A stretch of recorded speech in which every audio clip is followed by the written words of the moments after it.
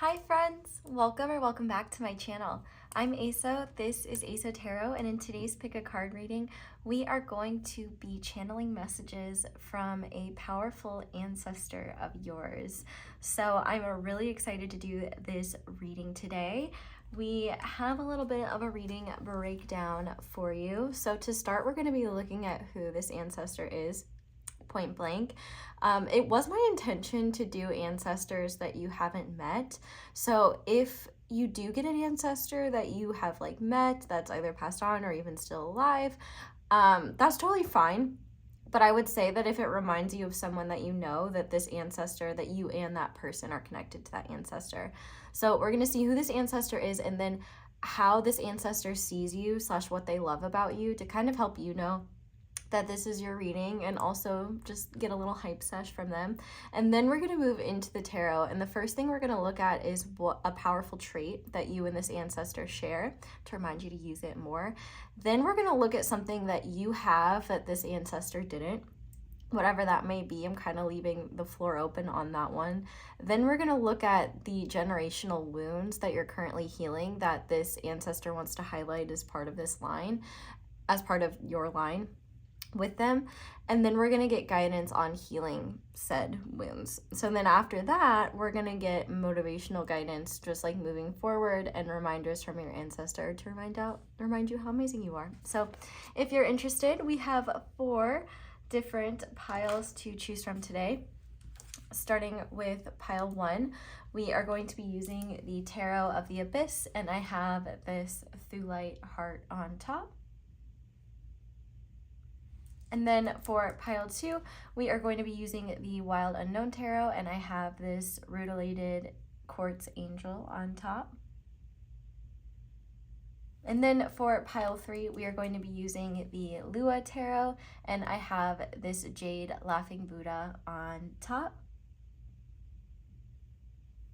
And then finally for pile 4, we are going to be using the Intuitive Night Goddess Tarot, and I have this blue Chalcedony butterfly on top. So go ahead and pause the video if you need to decide which pile you feel most drawn to. It is absolutely okay to be drawn to more than one pile. Just do what works for you. Take what resonates. Don't let the rest take from you. And once you have picked your pile or piles, you can go ahead and scroll down to the description box or the comment section where I will have all the timestamps listed below. And then once you have picked your pile or piles, I will see you in your reading. Hi there, pile 1. Welcome to your reading, and thank you so much for being here. If you guys chose the Thulite Heart and the Tarot of the Abyss, this is going to be your reading.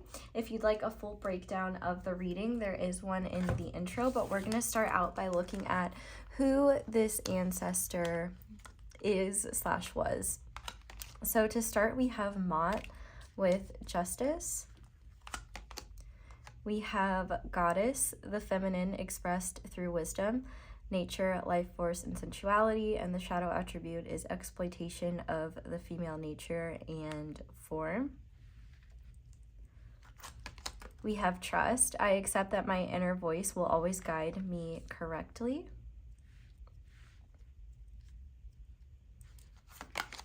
We have the Bear. And we have the third eye chakra with the theme of soothe. The trigger statement is, I need to fix this, and the true statement is, I am willing to learn from this. Lift yourself above your life situation and observe as a witness. Understand that you are so much more than the story. Okay, so pile 1, I'm gonna be totally real with you. This ancestor, they were that bitch. Like, there's no other way for me to kind of, that is as bluntly as I can put it. But I can see why this ancestor would come through, because not only are they very powerful, but a lot of their life lessons, I think,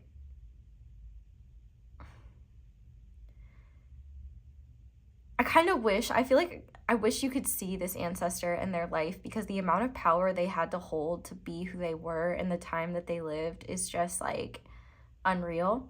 And obviously that time will differ for each of you. Well, actually, not necessarily each of you. Y'all could have the same ancestors. You don't know how far it goes. But anyway, I can tell this ancestor is very protective over you. And they're definitely feminine in nature. And I would say, actually, interestingly, For all of these, all of the cards that came out for every single pile were feminine. So feminine energy for the win.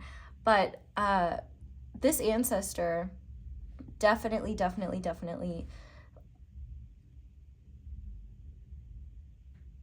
sorry, I keep pausing and getting like frozen. This ancestor struggled with a lot of inner doubts, probably the same way you do. But the thing is that I feel like they were thrust into adulthood at a very early age, which isn't surprising. Like, childhood didn't really exist in the past. But I can definitely see that this ancestor was definitely physically attractive. And one thing that I think that they did in order to empower themselves was use their body and their good looks as a way to get what they wanted from the people around them. And I feel like growing up, this was very like normal for this ancestor. But the big thing that I'm seeing here is like, when this ancestor was born and when they were being brought up, everything in their life was just like they're normal to them. They didn't really question it, and they didn't really think about it being different. But something happened, and I'm hearing it was like either in their 20s, where something really unfair happened to them, or it's either something really unfair happened to them, or they did something for selfish gain that ended up having much bigger consequences than they intended, and like someone that they were either taking advantage of or something like that, like either lost their life or something like crazy happened, and it shook your ancestor like to their core. But the thing is that it needed to happen because it awoke your ancestor spiritually, and they had this like powerful spiritual awakening where years and years and years of just the cruelness of the world that they lived in and the reality of their situation kind of compounded on one another. And I feel like your ancestor used to justify the things that they used to do with, well, that's the only way to get what I want, or that's the only way to get things done, or that's what everybody does. And I think this, whatever happened, it awoke your ancestor in a way where they realized like how wrong it is what they were doing. And also like, and here's the thing, I don't know what they were doing. They're just saying that they used their like their femininity as a way to get what they wanted, and that doesn't necessarily mean like physically. Like, I feel like they could have done things like who am I thinking of? Marie Laveau. She used to have this way of, which, I mean, she used spiritual stuff to do this, but she used to have this way of like manipulating like law officials and stuff like that through like fear. I feel like this ancestor used their femininity and the potential of either being with them or the potential of getting their attention or something that the person they're manipulating wanted from them, like that potential. Like, I feel like this ancestor, like, first of all, ultimate Riz, and if you don't know what that means, they had really great charisma, and also they were very good at leading people on in order to get like whatever they needed, which, like, we're not judging slay, but this ancestor is coming through to be like, no, it's not slay, because it wasn't nice and it had some sort of consequence that awoke her. And I think that which I'm calling this ancestor a her, so it's definitely a woman, but this ancestor, like, 100% spent the rest of their life like trying to be the best person they possibly could. And I feel like one huge lesson that they learned is that like beauty is not skin deep, it's on a soul level. And I think what they realized is that they deserve to not only treat their body like a temple, but also treat others with kindness, especially considering like the world that they grew up in was very cruel. I feel like as they got older, they may have taken like lost people under their wing, or but just been like the person that a lot of people went to. They also could have been partners with like a very powerful person, and if so, I definitely think that they were able to influence like the justice system there, like the laws there, in a way where they were able to implement more good. I also think that they could have become very spiritual later in life, where they either worshipped like particular goddesses or had a strong connection to one. But I also think one powerful thing that this ancestor learned through their lifetime was how to trust their own intuition and to see through what's just being said on the surface. Like, the biggest shift that this ancestor had was this realization that they could use their power to make good things happen in the world, rather than just use their power to benefit themselves or create chaos, if that makes sense. Like, I feel like when this ancestor was younger, like they definitely were like stirring the pot a little bit and had so much fun doing that. But like, as they got older and matured and like had this awakening, they quickly like realized just how much they could do in terms of using their power to positively impact the people around them. And I think something that they learned and that they appreciated about themselves is that this ancestor was definitely very stubborn, and they had this streak to them where they were going to do whatever they wanted to do, and there's nothing anyone could say or do about it. And that instinct within them only got more powerful after they awoke, because they realized just how important it was that there be someone making positive changes and doing positive things. So they definitely had a very powerful intuition. They were definitely intuitive and spiritual in some nature.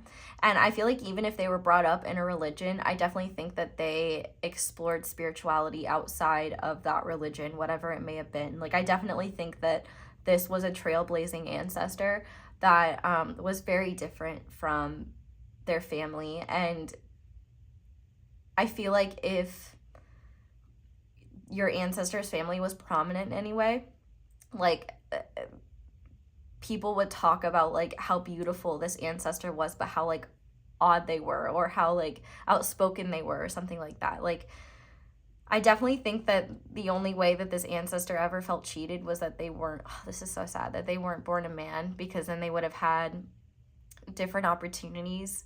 But I feel like this ancestor also kind of came to terms with like where they were at, and did what they had to do.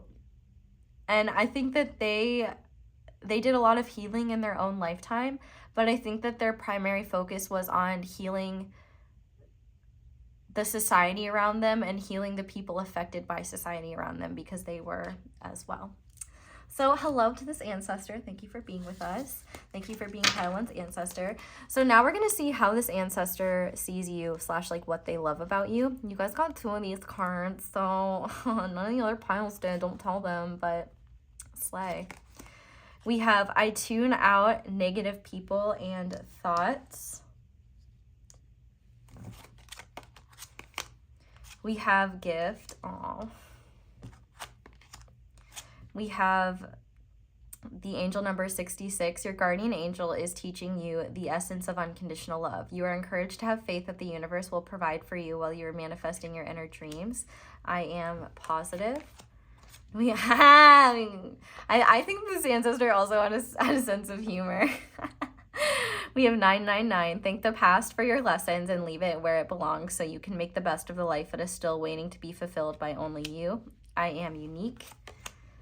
We also have false indigo with immersion and intuition. This is the flower, and the quote says, when you reach the end of what you should know, you will be at the beginning of what you should sense. And finally, we have prosperous pig, regeneration, good luck, abundance. Sacred symbol of fortune and fertility, bless me with the opportunity for prosperity. So I feel like one thing that this ancestor wants you to know is that you are that bitch too. And listen, that bitch is gender neutral, okay? And the interesting thing about regeneration is, like, I feel like you could have more in common with this ancestor. If I'm talking about this ancestor and you're like, that's me, like, probably not all of it, but like, you know, some of it. This ancestor obviously sees you as a gift, and your biggest gift is your big heart. And I think one thing your ancestor is commending you on and is the fact that you have been working on being more positive and not allowing negativity to get in your way or be something that drags you down, especially because I feel like whatever it is you're doing in the world, you have genuinely good intentions, but I feel like you may feel guilty for either feeling good about yourself or feeling good in general. And I feel like this ancestor wants you to know that, like, you are so special and so unique, and your positivity is not only something that makes you beautiful, but it positively impacts the world around you. So anything you can do to protect your energy, you should. Fun fact, I actually got this deck because my friend sent it to me and said this girl looked like me.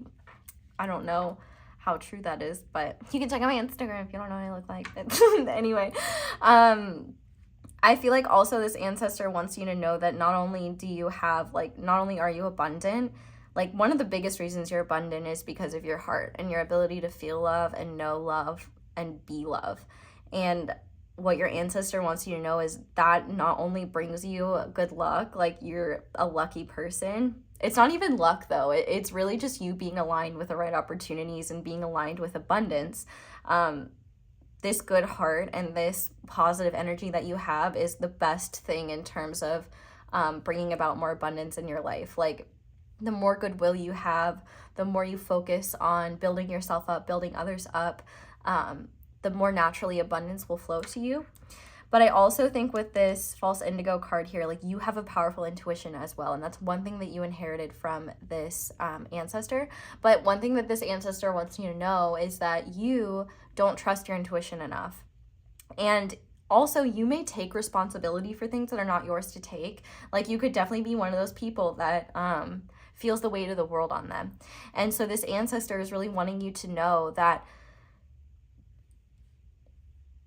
you, one, are not responsible for everyone's healing, but to learn from those situations where you maybe took responsibility for things that wasn't your responsibility in the first place, or situations where you did allow people to override your intuition, or you did allow others to get the best of you. I feel like your ancestor just loves who you are as a person, and I feel like hopefully you love immature jokes, because this is too good.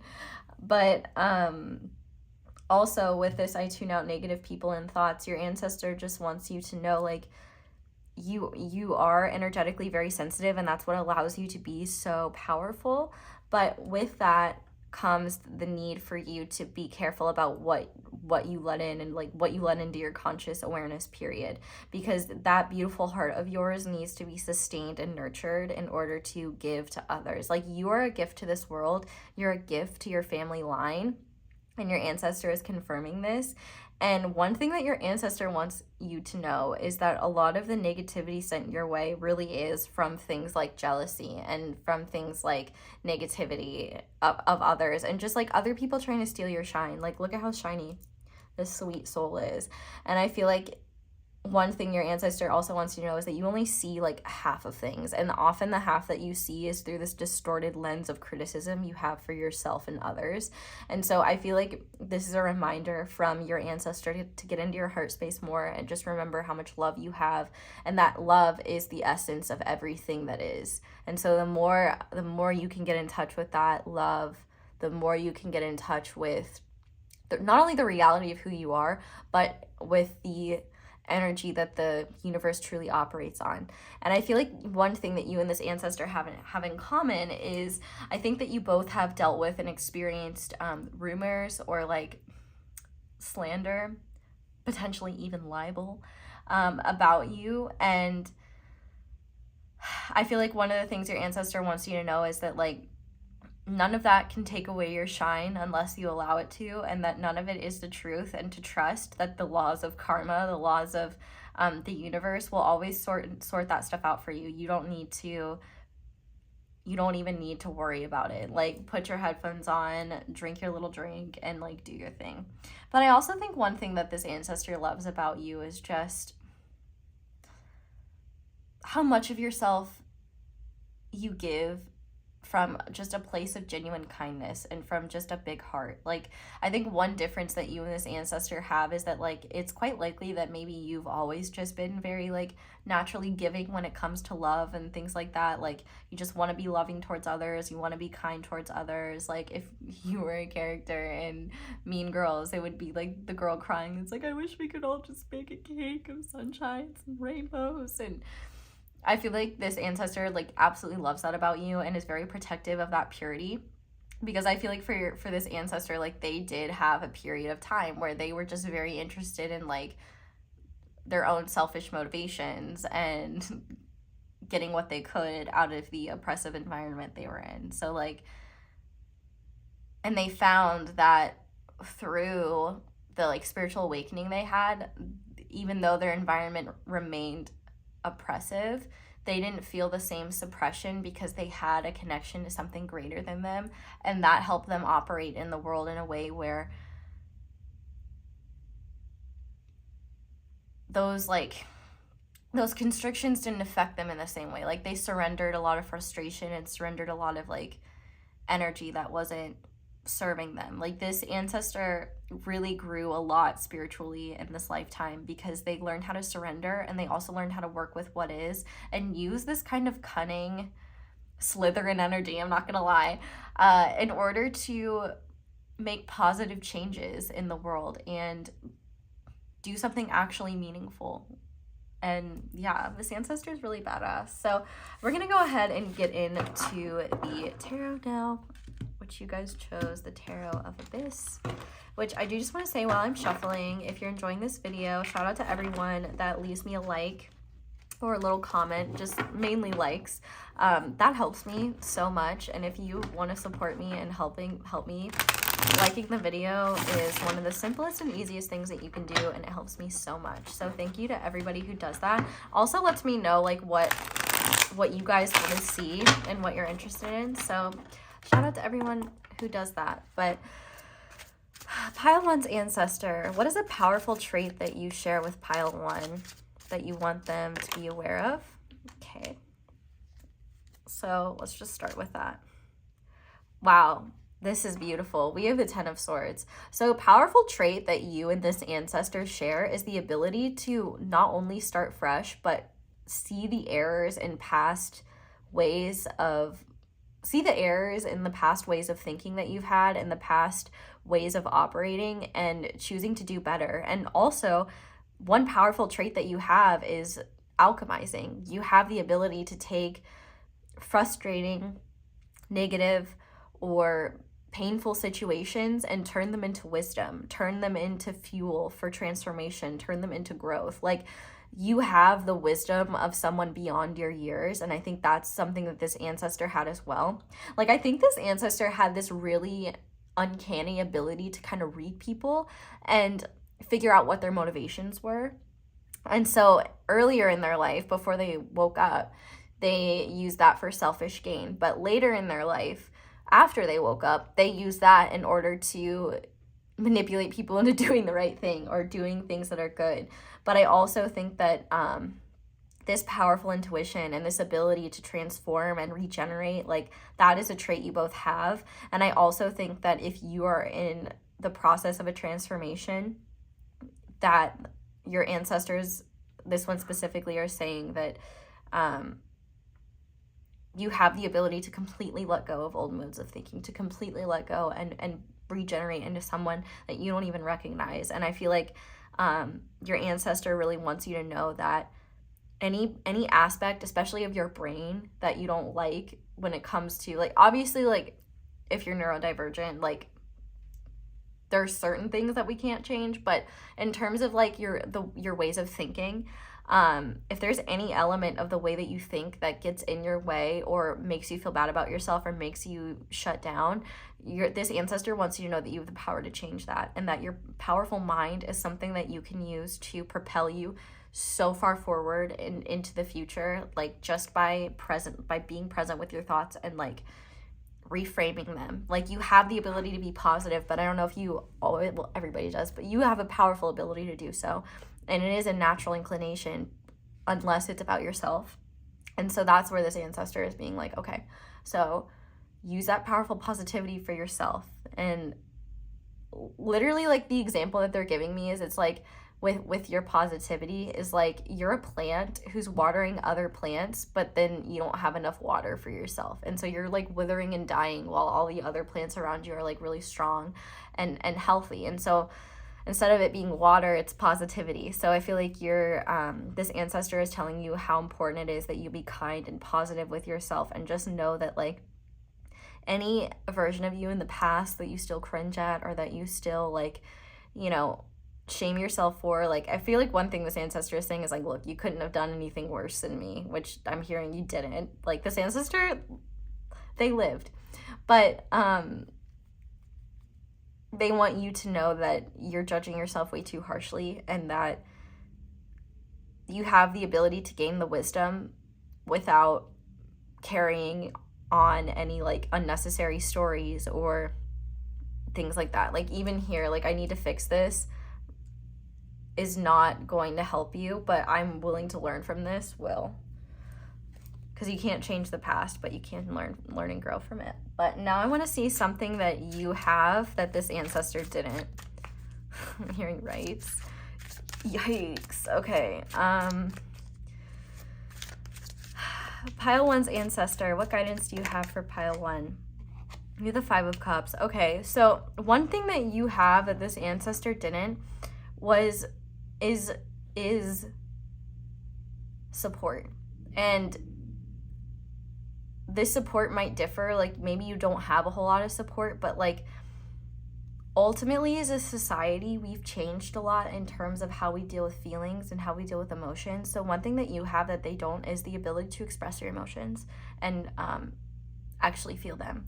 And so if you're not allowing yourself to do that, cut that shit out, because first of all, emotions are just data. You don't need to place any value judgments on them. They're just communicating something to you. But also, with the 5 of Cups being here as well, you have oh my god, this is actually really messed up too.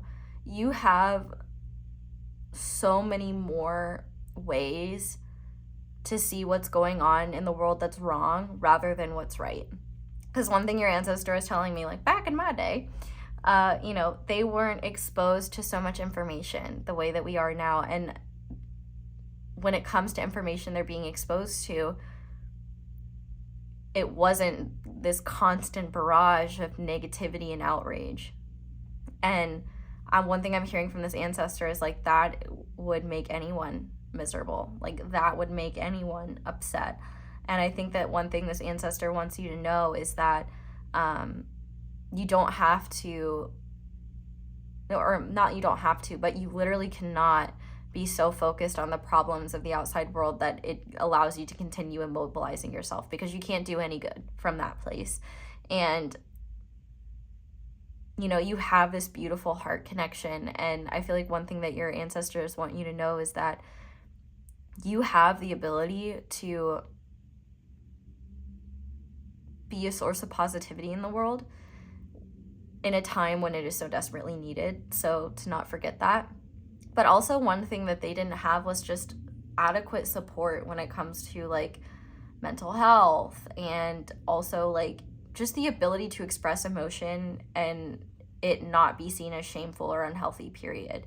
I also think with the 5 of Cups here, if you are in a relationship with someone, or if you have a really close best friend that just, like, makes your heart soar, if you have a genuine loving connection with someone that's like one-on-one, where you can go to them about anything and, like, they support you, that is something that this ancestor didn't have. In fact, I believe this ancestor probably married someone or was with someone purely for strategic reasons, whether in their control or not. And I think that, like, one thing that you may have that they didn't is the ability to have a beautiful heart-based connection with someone rather than just be with someone for the power or whatever it may be.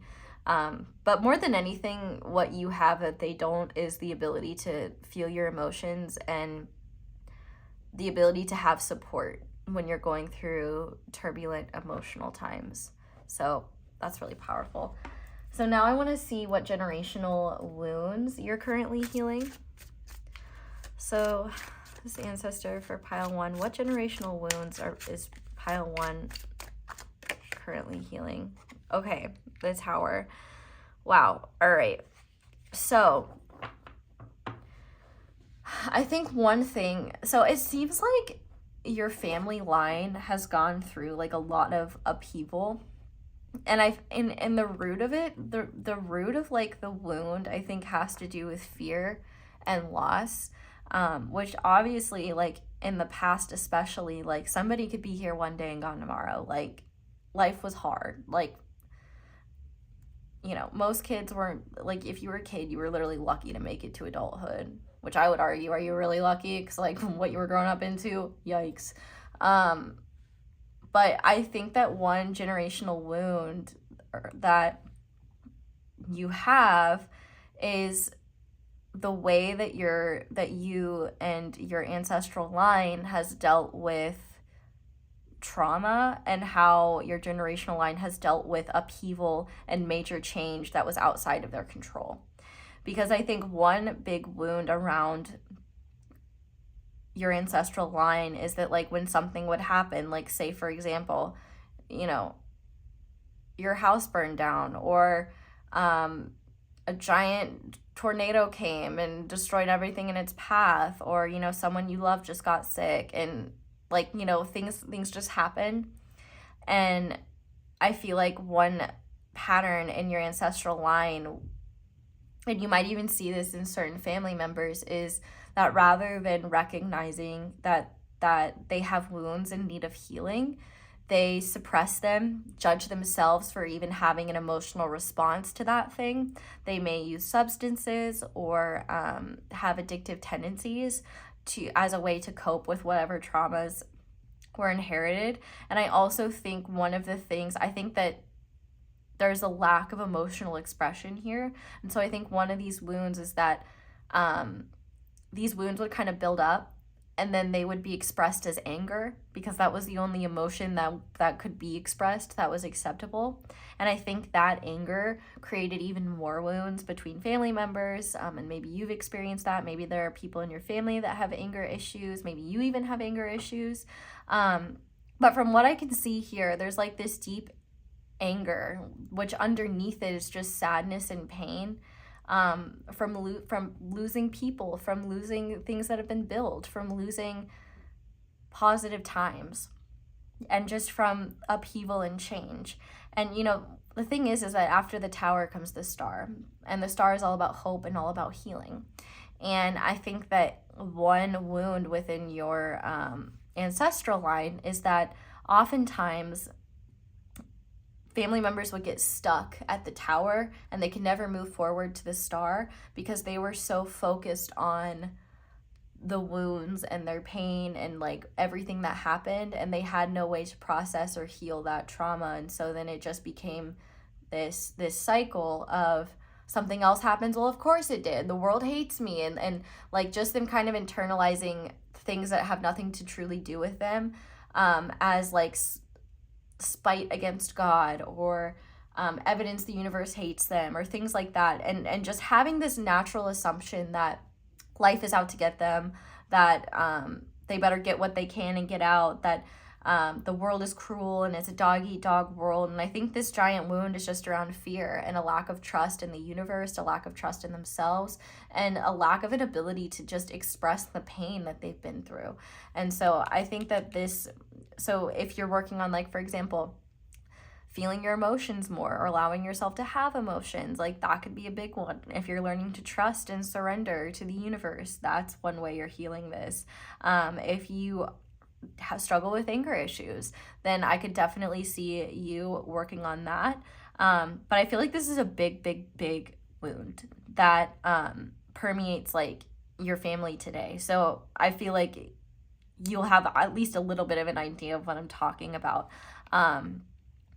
But yeah, big wound you're healing. So let's see what guidance your ancestor has about healing this wound. So what do you want pile 1 to know about healing this wound? Well, first of all, they just want you to know like how proud they are of you. for doing that, but beautiful. We have the Lovers here, and I feel like the guidance that they have for you is to continue moving in love, because the more you can make choices from a place of love, the more your consciousness is rooted and based in love, the easier it will not only to feel love from others, to remember that you're loved by the universe, but also that powerful love is what can keep you grounded and sustained and nurtured through difficult and turbulent times. I feel like with the Lovers card being here, the only guidance that this ancestor really has for you is to continue choosing love, and to continue choosing to make decisions from a place of love and from a place of integrity, rather than allowing your darker nature to get the best of you in an emotional moment. I feel like also one thing that might help you is when you are in a place where you're like very emotional or like very upset, observing yourself as you're feeling those emotions, so you can just kind of see how you're experiencing the emotion, how this emotion surfaces in you, and how this emotion tends to want to be expressed. Like, I feel like you could almost study yourself out of love and like find solutions, if you haven't already, that could just kind of help you have less of a tendency to like take action from a place of hurt, for example. Not saying that you do that, but if you do, there you go. But also, when it comes to like the family members around you, to make your decisions from a place of love. And now that doesn't mean that you endure abusive behavior from someone because you love them. That might mean, taking a step back and declaring that you're not going to endure someone else's abuse because you love yourself, or until they get help, or until they are doing similar work or something like that. I feel like more than anything, your decisions have to be based in love for yourself, and to remember that you don't deserve negativity, hate, or to be lashed out at for trying to break these curses, or just not succumbing to like certain dramas or things like that. I feel like this ancestor just really wants you to know you have the power to really, really change the game for your ancestral line. And if you have kids, or if you want to have kids someday, like, I definitely think that you could, at least for your line, rewrite the narrative and eliminate this tower wound from existing in your energy or existing in their energy at all. Like, yeah, really powerful stuff. Like, it could even be and depending on the age like that you're at, like, let's say you and a sibling both have children, the difference between like your children and their children's like energy, if they haven't healed that wound, like maybe night and day. So yeah, it could be really interesting. But I feel like this ancestor really just wants you to know that you're so much more powerful than you think you are, and your ability to create more kindness into the world and to bring about positive change is something so special, and it's something that they are so proud of you for being committed to, and it's something that they are going to continue to try to bless you. Like, the more you tap into that energy, the more they want to bless you. The more you share that love, the more they're going to protect you. Like, they're always going to be there to help you on your own missions and on what you're here to do, because not only are they your ancestor, but also like your hearts align, and what you both truly want in life align. So it's very beautiful. But we're going to go ahead and finish this reading off with just some motivational guidance from this ancestor, and things that this ancestor just wants you to remember moving forward. So to start, we have surrender to non-action. Now is the time to be still and not act. Simply breathe and focus on your own power. Let others come to you. So I definitely think when you're feeling emotional, this is a call to surrender to non-action and to just like be still and breathe. Like, if you ever noticed like water where you can see to the bottom, that water is very still. Whereas if you're like, for example, at a beach where the waves are really big, it's going to be hard to see at the bottom because, all the sediment at the bottom of the water is being kicked up and moved around by the water. And so if you think of your emotions as like the waves and like the movement of the water, it's hard to see things clearly when all that sediment is being kicked up. So when you allow yourself to be still, whether that takes time or not, so you can see to the bottom and you can see at the core like why you're being triggered or why you're emotional or whatever. Like that will help you so much. But we also have, my faith has the power to turn trauma into healing, conflict into growth, and fear into love. Which, like, oh my God, if this is not, like, this is, this card literally is so emblematic of the generational wound that we're talking about. Like, just, I gotta read it again. My faith has the power to turn trauma into healing, conflict into growth, and fear into love. And so this is really beautiful, and I definitely think not only do you have the ability to do that, but that's what you're doing. And let this be a conscious reminder of not only how challenging that is, but how powerful and amazing it is that you're like doing that and working on that. Like, props to pile one. Incredible. We also have all is well. Everything is working out for my highest good. Out of this situation, only good will come, and I am safe. Love that. We also have, I am more important than the things I need to do. Yeah, I definitely think your ancestor is reminding you to take some time for yourself. Maybe one thing you could learn from them is the ability to put yourself first and be a little selfish sometimes and put some love and effort and energy into your body. But yeah, you are definitely more important than the things you need to do. And finally, we have, when I introduce joy into a situation, I change the vibrational frequency of what's happening around me. Yeah, so literally just you living and existing in joy has the power to positively impact the people around you, which is really amazing. So pile one, that is where I'm going to leave this reading. Thank you guys so much for watching, and thank you so much for letting my ads play in the background. That is one of the simplest and easiest ways to support me and show appreciation for what I do. But if you'd like to support me in other ways, you can check out my candles and use code ASO10 for 10% off on any candle on the site. You can also check out my merch. You can check out my social media. I'm now verified. You can check out a reading with an extended. That is super helpful. Or you can check out, I don't know. I think I said everything. But that's all I have for you guys. Thank you so much for watching. And oh, you can also like and subscribe and like, you know, do all the things. Which if you have good taste, you will. But that's all I have for you guys. Thank you so much for watching and for being here. I hope you all have a wonderful day or night whenever it is that you're watching this video. And I hope you'll come back and see me again soon. Bye! Hi there, Pile 2. Welcome to your reading, and thank you so much for being here. If you guys chose the Rutilated Quartz Angel and the Wild Unknown Tarot, this is going to be your reading on messages from a powerful ancestor of yours. So if you want a full breakdown of the reading, there will be one in the intro, but we're first going to look at who this powerful ancestor is. So to start, we have Xoxo with New Beginnings. We have Judgment. I understand that everyone has their own unique path and challenges.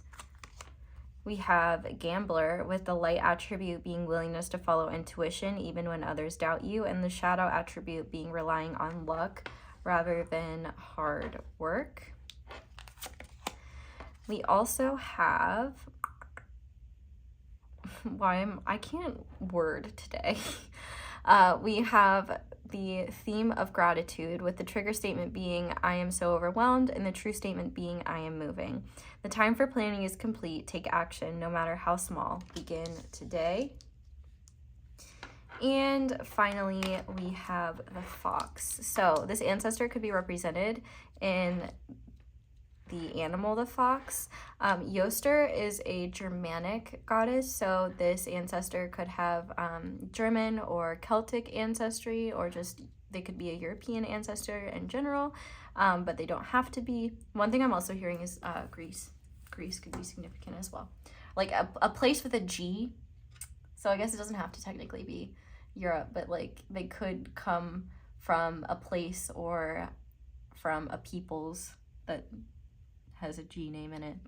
But anyway, this ancestor, I really like their energy. It's very calming and it's very grounding, and it's just very like, it feels like a warm hug from a grandma, which like I hope you have felt that in your life, because if you have not, I am absolutely manifesting that for you, and I'm so sorry that that has not happened yet. And I'm also sending everyone here a giant hug from my higher self. Since we're on the topic of hugs, like, why not? But anyway, this ancestor of yours, definitely feminine. So actually, fun fact, I gave the opportunity for both feminine and masculine cards to come out, and every single pile, feminine energy came out, which I think is definitely important because feminine energy is just as powerful as masculine energy. And I'm hearing God is a Woman by Ariana Grande in my head right now. And I mean, I definitely think that this ancestor was a woman.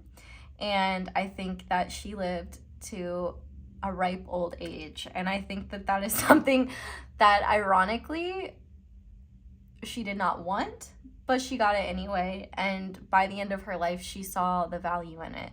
The fact that we have Xoxo in New Beginnings, to me, goes to show that this ancestor of yours had a lot of lives in their one life where they went through, you know, like a lot of death and rebirth scenarios. So for example, like, you know, if you think about the trinity of like the maiden, the mother, and the crone, like they would have gone through all of those deaths and rebirths. So, you know, they experienced maidenhood, they experienced motherhood, they experienced, well, obviously they did, otherwise they wouldn't be your ancestor now, would they? And they also experienced cronehood, and they lived quite a long time. And not only that, but the thing that I'm hearing is that they had the very bittersweet experience of outliving a lot of the people in their lives and growing to a very old age, seeing a lot, knowing a lot, and experiencing a lot. And I think that there were definitely times in your ancestors' life where they envied the ones that had passed, because, you know, the pain of sticking around and the pain of change and the pain and the turmoil of the time that they were living in, they could have lived during like a war. One thing I do know is that this ancestor also had a really great love in their life. And I'm not sure, I'm getting the vibe that they were definitely married to this love, because the fact that we have the fox here, it not only talks about like monogamous connections, but partnerships. So I think that this ancestor of yours loved someone and married and had the blessing of being able to marry them, which was like jackpot back in the day. Which, I mean, to be fair, jackpot now, like, but still, they loved being a partner to however this other ancestor of yours was. And they loved them with all their heart. This ancestor, I don't think that they ever, like, this ancestor definitely outlived their partner. And their partner actually could have passed on relatively like young for their age. And so that could have been something that was like particularly heartbreaking for them. That also could have been something that like really changed their motivations. Like there could have been a shift where they shifted from like thinking about the relationship or thinking about their family to like thinking about, you know, the outside world more so. I definitely think that this ancestor of yours really struggled with certain changes in life, but they were able to look back on their life and see that like how beautiful not only and how lucky were they to like live to the age that they did, because they lived to an old age, especially for the time that they lived in. And not only that, they learned so much, they evolved so much, they had so much wisdom. And I definitely think that this ancestor spent their latter years being like a wise guide that people would go to. And I also think that they were someone with a very like well-respected reputation within their community. I also think that they were known for being attractive. But I also think one thing that this ancestor really struggled with, especially earlier in their life, was expression in general. I think that I wouldn't be shocked if this ancestor had some sort of Virgo energy in them, because they were very critical of themselves and also of others. especially in their earlier years. I feel like this ancestor kind of pushed themselves to be the best. They also just pushed themselves to be perfect, and they're very, very focused on like superficial things when they were younger, which is like totally normal. But I also think that this ancestor is not only very intelligent. I mean, we have the fox here, but I think that this ancestor was able to move through life in ways where they took risks that ended up having a good payoff.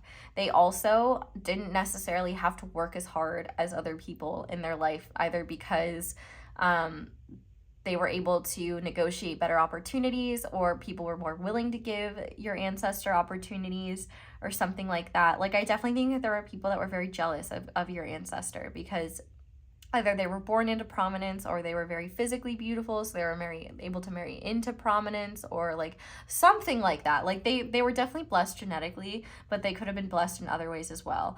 And I think that there could have been some self-hatred even from that. Like, I definitely think that this ancestor struggled with self-hatred and really did not like themselves.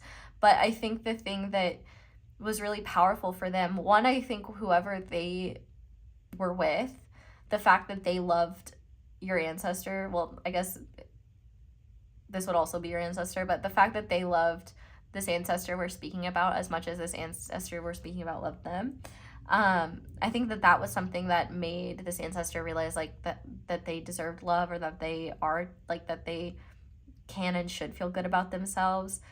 But I feel like the overall energy from this ancestor is that they lived a very long life and they regret nothing, but they wish, like, if they could redo that life again, they wish they would have looked through their life through intuitive eyes rather than the eyes of their ego or the eyes of their wounds and their own pain, which, like, obviously they can't change that. But I think that it wasn't until like much later in life, when they did a lot of reflecting and they're looking back and just looking at their life and all the things that they've experienced, that they just kind of realized how truly special their experiences were and how special the people in their lives were. And I think they realized too how much they held themselves back because they judged themselves, or they were afraid to be judged.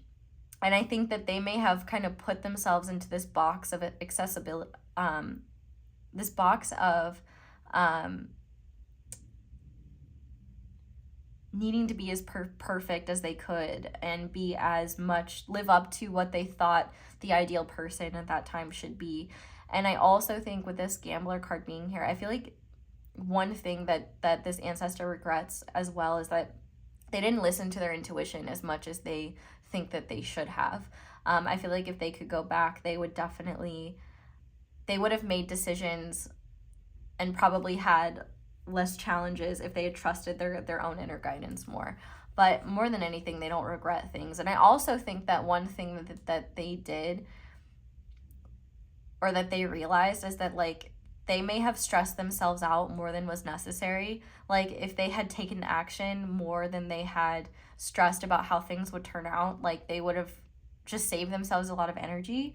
Because what I'm seeing here is that, like, they were very guided intuitively, and that, like, everything that happened to them was very divinely guided, but they would waste excess energy that was necessary to use on things like, okay, like, what am I doing moving forward, or like, what action do I need to take to mitigate this challenge? Like, instead they would get really overwhelmed and frustrated and be so focused on the fact that something is happening or change is happening that they really struggled earlier in their life to, like, adapt to change. But I think that was something that they learned over time. And I'm really interested because, like, with the lime here, you know, obviously limes are sour, but then it's making me think of, like, Sour Patch Kids, where they talk about their, like, little slogan is, like, first they're sour and then they're sweet. And so I feel like this ancestor looked on a lot of experiences at first with, like, a very sour attitude, because, like, there were still wounds, there were still things that they were processing, but then they looked back and saw the sweetness even in the challenges of life. And especially as they got older, they just were so grateful for all the connections that they had made and the people that they had known. And, you know, there were definitely people that they reflected on that you know, didn't make it to the same age as they did, and they were just so grateful And they felt so lucky to be alive and know them at the time that they did. And I mean, I think that your ancestor was a very beautiful person. And the fact that we have this angel here, I do think that they definitely spent a lot of their latter years like caring for others and being a guide and a teacher and someone with just so much wisdom to share with others. And yeah, I definitely think like this ancestor, like if this ancestor were alive today, like all of your friends would be like be obsessed with them and be like, can we go visit like your grandma, your great grandma? Like, I'm telling you, like they just immaculate energy, this ancestor. So let's see what this ancestor, how this ancestor sees you / like what they love about you. So to start, we have, I am responsible for my life. We have mermaid. This is funny. We have the number 5 with flexibility is your forte. When life throws you a curveball, you can easily adapt to new circumstances and find excitement in the unexpected change. Be brave and bold in your endeavors. We have Daisy with purity, cheerfulness, and innocence. The present moment is filled with joy and happiness. If you are attentive, you will see it. And finally, we have the optimistic otter with positivity, imagination, and playfulness. Gentle and carefree nature spirit teach me to enjoy the simple things in life. So I really think a lot of the things that this ancestor wishes they had done, you currently do in your life. So like, for example, the reason I laughed when I saw I am adaptable is it seems like you're much more willing to flow with change than this past ancestor was. And I think that's something this ancestor loves about you and wants you to know is like very valuable, because not everyone is able to handle change in the unknown the way you can, which is actually just so ironic because we're using the Wild Unknown Tarot. But I also think that like your ancestor, one thing that they really love about you is really highlighted in these 2 cards. And it's first of all, the fact that you have this connection to your inner child, but you do have this purity to your heart and this optimistic nature that is really infectious to the people around you. And they love how you allow yourself to play, you allow yourself to have fun. Like maybe you're even playing mermaids in the pool. Like they're there watching, like wishing they could play mermaids with you. They're playing mermaids in spirit. Oh, we have another 5 as well. So the month of May could be significant. The 5th of a month could be significant, or just 5s in general could be a significant number for you. But I definitely think, or you could be a life path 5, but I definitely think that this ancestor just admires your ability, even with whatever responsibilities you have, to make time for fun, to make time for play, to make time for joy. And I think that this ancestor just really appreciates that you make an effort to be present and enjoy life no matter where you're at. Not only that, the fact that you actually take like responsibility for your life in ways where you don't blame other people. Like you take responsibility for your actions and you recognize that things aren't your fault, but you take responsibility in terms of like the choices that you make. I think that your ancestor sees you as very like mature for your age, and also, which you might be like, I'm old, and I would respond with, no, you're not, but also with, age is just a number, and plenty of people are in the nursing home as immature as the day that they were freaking born. So doesn't matter how old you are, you probably are mature for your age if you have any ounce of maturity. But anyway, with the mermaid being here as well, I feel like one thing that your ancestor loves about you is your ability to see so deeply into things and to flow like a mermaid would, honestly, like to flow with water. You know, water takes the shape of whatever it's contained in. And I feel like you have that ability as well, where you can shift and you can change and you can evolve very easily. But what doesn't change is your beautiful spirit and your beautiful heart and your desire to just have fun and your desire to share your love with others and to enjoy and embrace life like every single day and not get too bogged down by the tiny details and the need for perfection. Like I think one thing that this ancestor regrets from this past life is that like they were so focused on things that either didn't matter, or they were just so focused on perfection at times that they missed sight of what was truly important. And it's kind of ironic because it's like they're like, I've had all these life experiences, and how many of them were I truly present for? And I feel like they're saying, you know, obviously family and connection really help them become more present. But I think in your case, you have that natural ability to do it. And I think that makes this ancestor very happy. And I also think that this ancestor is just really proud of the person that you are. And, you know, the fact that you stick to your integrity and you stick to what you value. And you also have this ability to you have a powerful inner world and a powerful imagination. And I think this ancestor loves that about you and wants to remind you how important it is to never give that up, because that's an essence of you. So with that being said, I'm going to go ahead and get into the tarot now. So I did quickly want to mention while I'm shuffling, not mention, but just like thank everyone that likes the video, because liking the video is so simple, but it helps me like so much. And it also lets me know what you guys are enjoying. So shout out to everyone who does that. Thank you for doing that. And also just thank you for supporting me in any way you can, you know, commenting, subscribing, letting the ads play, like all of that helps me getting an extended. Thank you for helping me do this and doing what I love. You the best. Okay. So I want to start with a powerful trait that you and this ancestor share. So pile 2's ancestor, what is a powerful trait? Whew, yeah. All right, so it seems like you and this ancestor are either a magnet for change or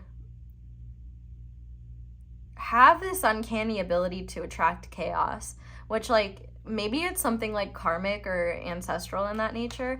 But with the tower being here, I have to think about the fact that the tower is one ruled by Mars, which is Aries energy, and Mars also used to be ruled by Scorpio. So I think that you and this ancestor have the ability to create a lot of powerful change when you take action. But I also think you have this powerful ability to alchemize change and use it for growth and for wisdom. But I also think that you have this gift for destruction in a way where if something isn't serving you, you don't hold on to it. If something is holding you back, you're okay with it being released. I also think with the tower being here though, like there is just this powerful go-getter energy here where you may not even realize that you have that within you. But I feel like one thing that your ancestor learned after having tower moments in their life and periods where they had to change, the only thing that got them through those difficult times was movement, doing something, taking action. And not only that, but taking action towards what they can control, you know, and surrendering what they couldn't. Because obviously, like the tower talks about change and upheaval that is not created by humans, it's created by the universe. And I feel like this is an excellent example of where, you know, maybe in the past, this ancestor, when things would change, like they realized they had a harder time when they were just focused on what went wrong, or they were angry about the way things had changed, or whatever it may be. You have this uncanny ability to alchemize any power, like any change into a powerful situation for you. But also a trait that you and this ancestor carry is just power, period. You may want to look at your chart and see where Pluto is in your chart, in your birth chart. Especially if you have like Pluto or Lilith in your first house. Because anything in your first house represents the self, and Pluto, it represents many things like transformation, birth, sex, death, but also represents power. And having Pluto in the first house, or like something like Lilith in the first house, can cause you to just trigger people by existing. And what I mean by that is like they're not triggered by you, they're triggered by your powerful energy. And that trigger, however they behave, is that person's response to power. And so I feel like you and this ancestor share this common energy of just power. And people are affected by that, whether positively or negatively. And you might feel like you attract chaos, or some people just act crazy around you. And it might be just because you have a powerful energy that evokes things in them that they can't suppress. Food for thought. Okay, now I want to see something that you have that your ancestor didn't have. Yeah. we have the Three of Swords. So, so one thing that you have that this ancestor didn't have is, it's quite possible you could be more restrictive with your heart or like sharing your own emotions. You may have the luxury of being able to like focus on everything going wrong or everything that you're frustrated with. Although I don't know, I don't know if anything I just said was accurate. So if it's not, discard it because I felt it was off. Can you clarify this? Okay. So for some of you, you could have like a feminine figure in your life where they really encourage you to share your emotions and to be open with them, or you could just be more emotionally mature. I feel like with this Queen of Cups here as well, you could have like a more of a profound and established connection to not only your emotions, but your intuition. I feel like actually one thing that you have that your ancestor didn't was enough love for yourself to do what feels right for you rather than try to conform to what other people want from you. I think that one thing that your ancestor did that they regret, especially earlier in their life, is that they really tried to conform and really tried to seek approval and validation from the people around them. And it could have been that they didn't have a very nurturing parents, or they didn't have parents that taught them how to process their emotions. But like we can see here with the heart chakra being here that this ancestor, like one thing that they healed or had to heal was like their ability to see things from a place of love. And I feel like you much more naturally have that connection to love because I don't think it's been as suppressed, or I feel like you've done some powerful healing that maybe this ancestor didn't have access to or didn't even have awareness of. And so I do think that you have this powerful ability to not only heal yourself, but heal others in a way where you don't necessarily have to feel tons of pain to learn a lesson. Like you can learn lessons in positive ways. Like I feel like the universe actually conspires to make the lessons you do have to learn as gentle as possible, because I don't think you need like powerful, harsh lessons. But I think with this Three of Swords here as well, I think that you have the opportunity and the ability to get in touch with your emotions more, share your emotions more, and explore your emotional body. And not only that, your psychic abilities and your more esoteric understanding of the world, whereas your ancestor did not. Okay, this actually makes a lot of sense. I feel like this ancestor, one of the kind of wounds that they never got to really heal in that lifetime was one around spirit and spirituality in general. They could have been in a particularly oppressive religion, like, and one thing I'm thinking about is the fact that Xoxo, she is kind of like the source and the blueprint for what Christianity would like turn into Easter. And so part of me wonders if this ancestor, you know, never had the opportunities to explore or find a spiritual path that aligned with them. And it's quite possible that maybe their religion could have been a source of a lot of like trauma or a lot of pain, where maybe they judge themselves, or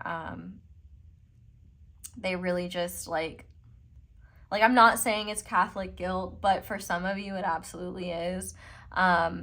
Which some of you might be like, same, but not to the same degree at the very least. I feel like in general, there were certain wounds that they could not heal because they didn't have access to the right information, or they didn't have access to anyone that could direct them to that information. And so as a result, there were wounds left unhealed that I feel like either have been healed now, or that you contribute to healing by exploring your deeper side, exploring the occult, exploring the unknown. Like it's quite possible that this ancestor was like, I literally couldn't, because like they would call me a witch and burn me at the stake. Like, fair. Like, I don't know if I would be doing this if I had the potential of being burned alive. So like, fair. Anyway, okay, I want to see now a generational wound that you're currently healing. So what generational wound is Pile 2 currently healing, please? Wow. Okay, we have the Devil. So there's a lot you're healing. Like, I feel like I feel like this ancestor wants to be like, first of all, just like slow clap, but at the same time, round of applause for you, because I feel like there's not just one you're healing. Like, you're looking at everything that is holding you back and looking at everything on all sides of your family that has contributed to who you are and why you might be the way you are. And you're looking at everything that's distorted. You're looking at everything that's holding you back. And you're looking at everything that is keeping you from feeling more free, from feeling more light, from feeling more in tune with yourself, in tune with the world. I feel like literally any addictions, any, distorted or maladaptive coping mechanisms, any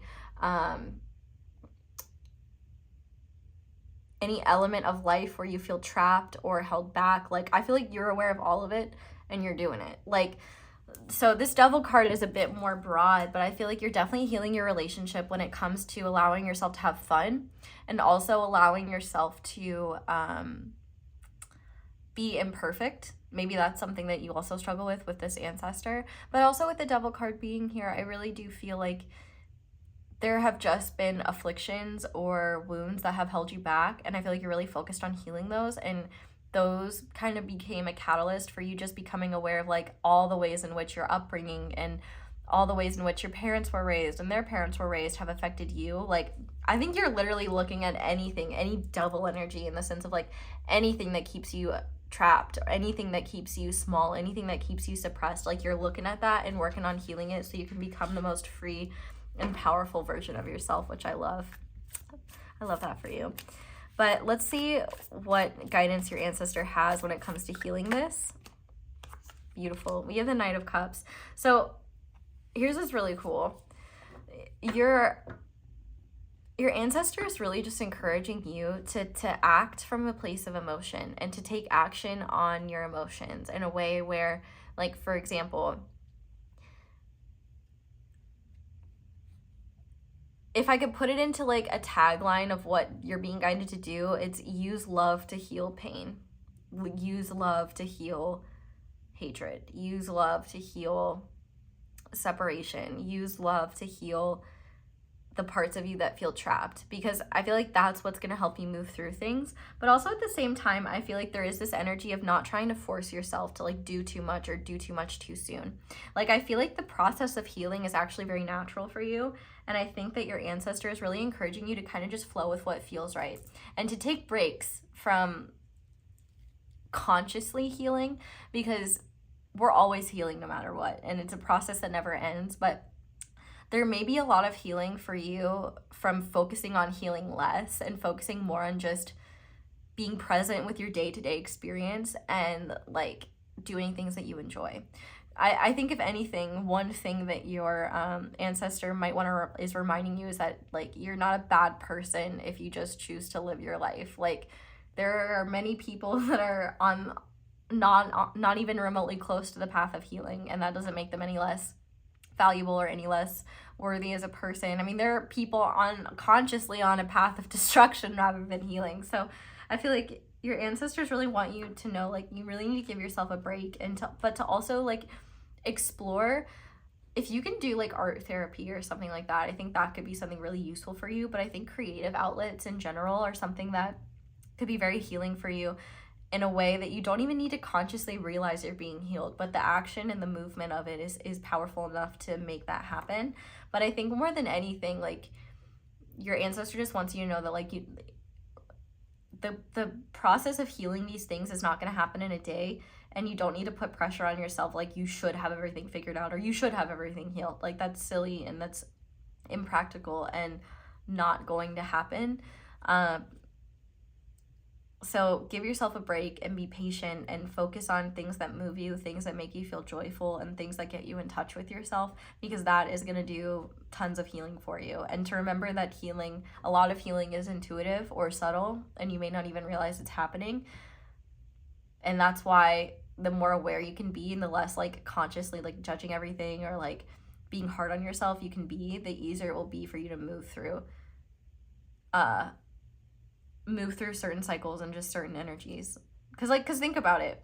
It's a lot harder to heal. Like, imagine you're in a therapy appointment and like a person that is a reason why you're in therapy is in there just like talking complete trash to you, and the therapist can't hear them, but you can, and you're like talking with a therapist and then listening to that. Like, it's not gonna be, it's gonna be less effective, right? You need to get out of your therapy appointment, and anything that's making you feel bad needs to get out of your head. But with that being said, we're gonna go ahead and finish off this reading with some motivational guidance from this ancestor. So to start, we have surrender to complete healing. Open fully to the loving, compassionate forces of the universe that support your physical, emotional, and spiritual healing. We have obstacles are detours in the right direction. We have I communicate with ease and grace. People are willing to embrace what I have to say. And I would say that your ancestor, which I almost called them your guide, so maybe this ancestor is a spirit guide. Maybe they come in the form of like a pink bird. I heard a blue bird. Well, I heard blue. I was about to call this a bluebird. I know it's pink. I just have this disease where like I look at things and then call them the wrong name. That's why I almost called you guys pile 3 when I started. Maybe I did and I didn't even realize it. That's pink, but blue birds or red birds could be significant. Pink birds, I don't know, it's like a salmony color. Let's see, we also have, I am already everything I am trying to be. I will see that if I stop for a minute. Yeah, you are already everything. And finally, we have, I trust that my intentions combined with faith are powerful enough,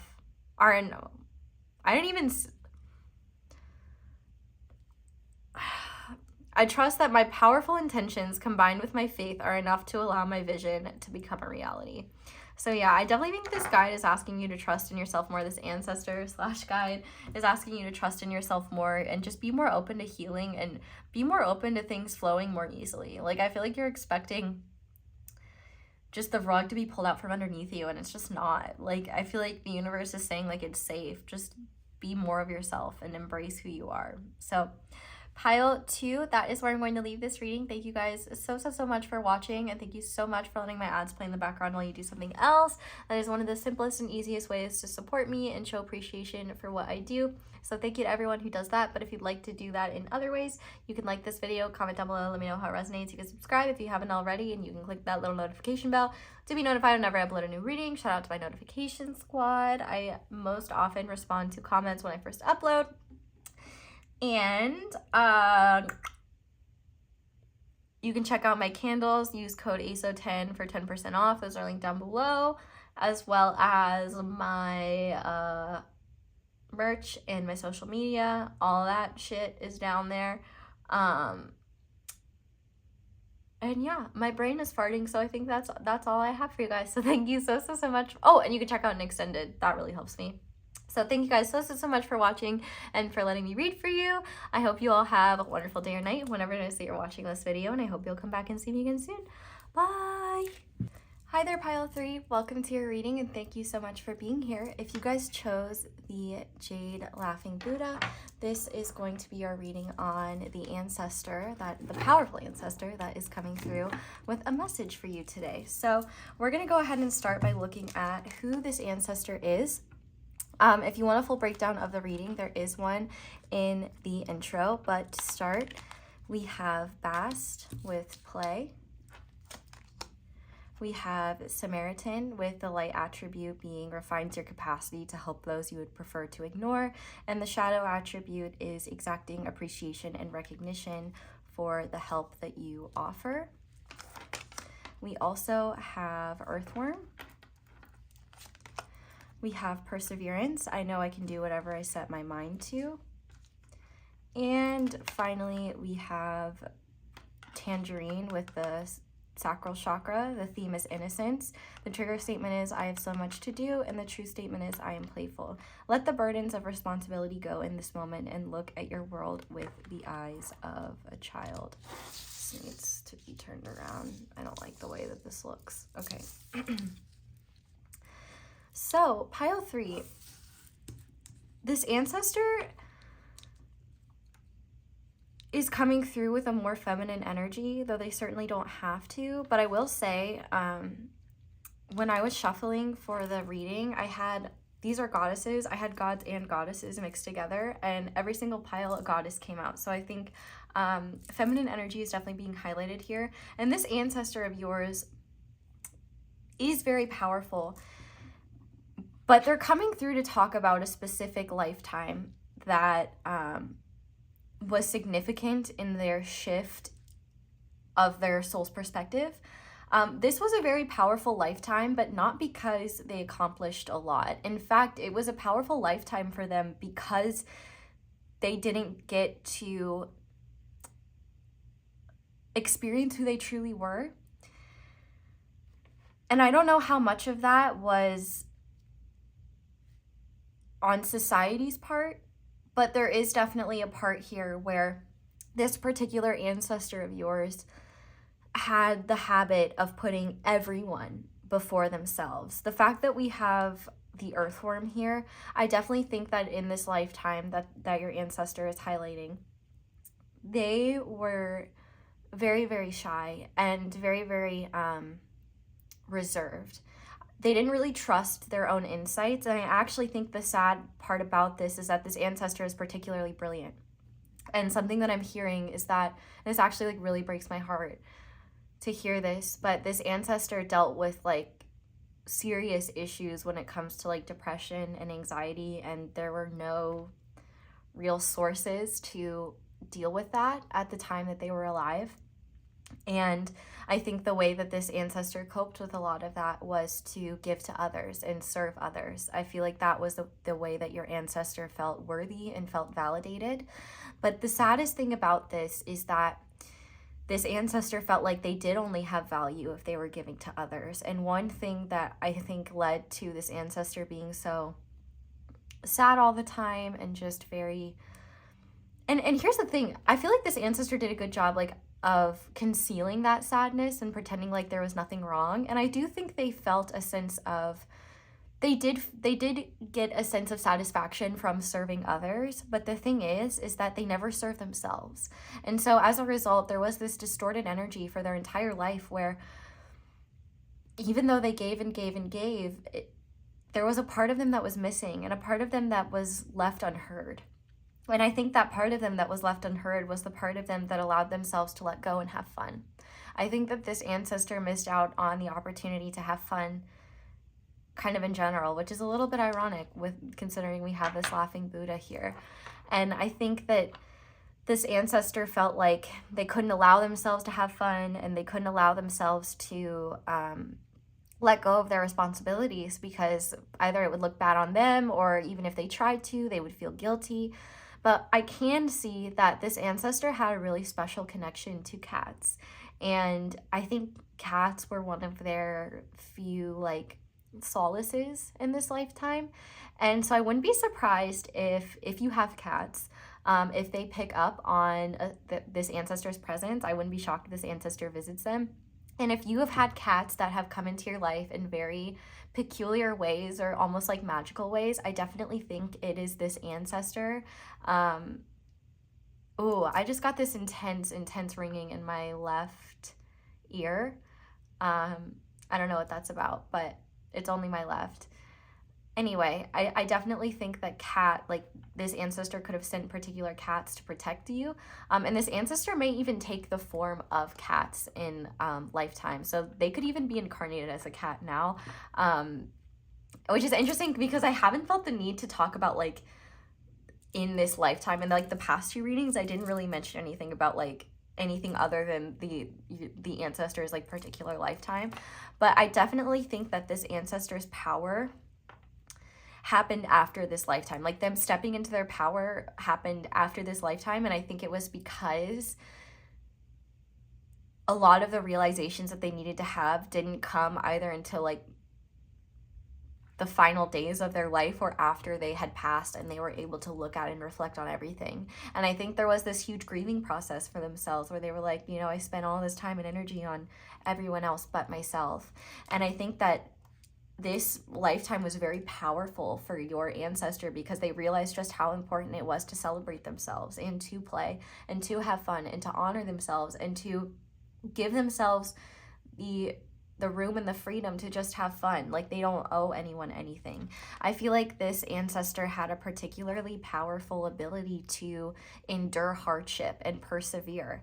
And that's not necessarily a compliment in this case, because their ability to endure that was something that prevented them from recognizing what they truly needed.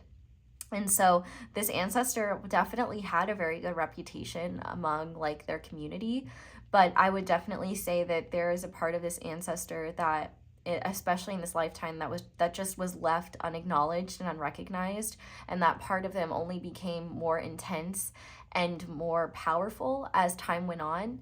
And rather than, which is quite possible that this ancestor didn't even have the resources to know or understand why this was happening, and so it was kind of just this like suffering in silence. Like, this ancestor definitely suffered in silence, and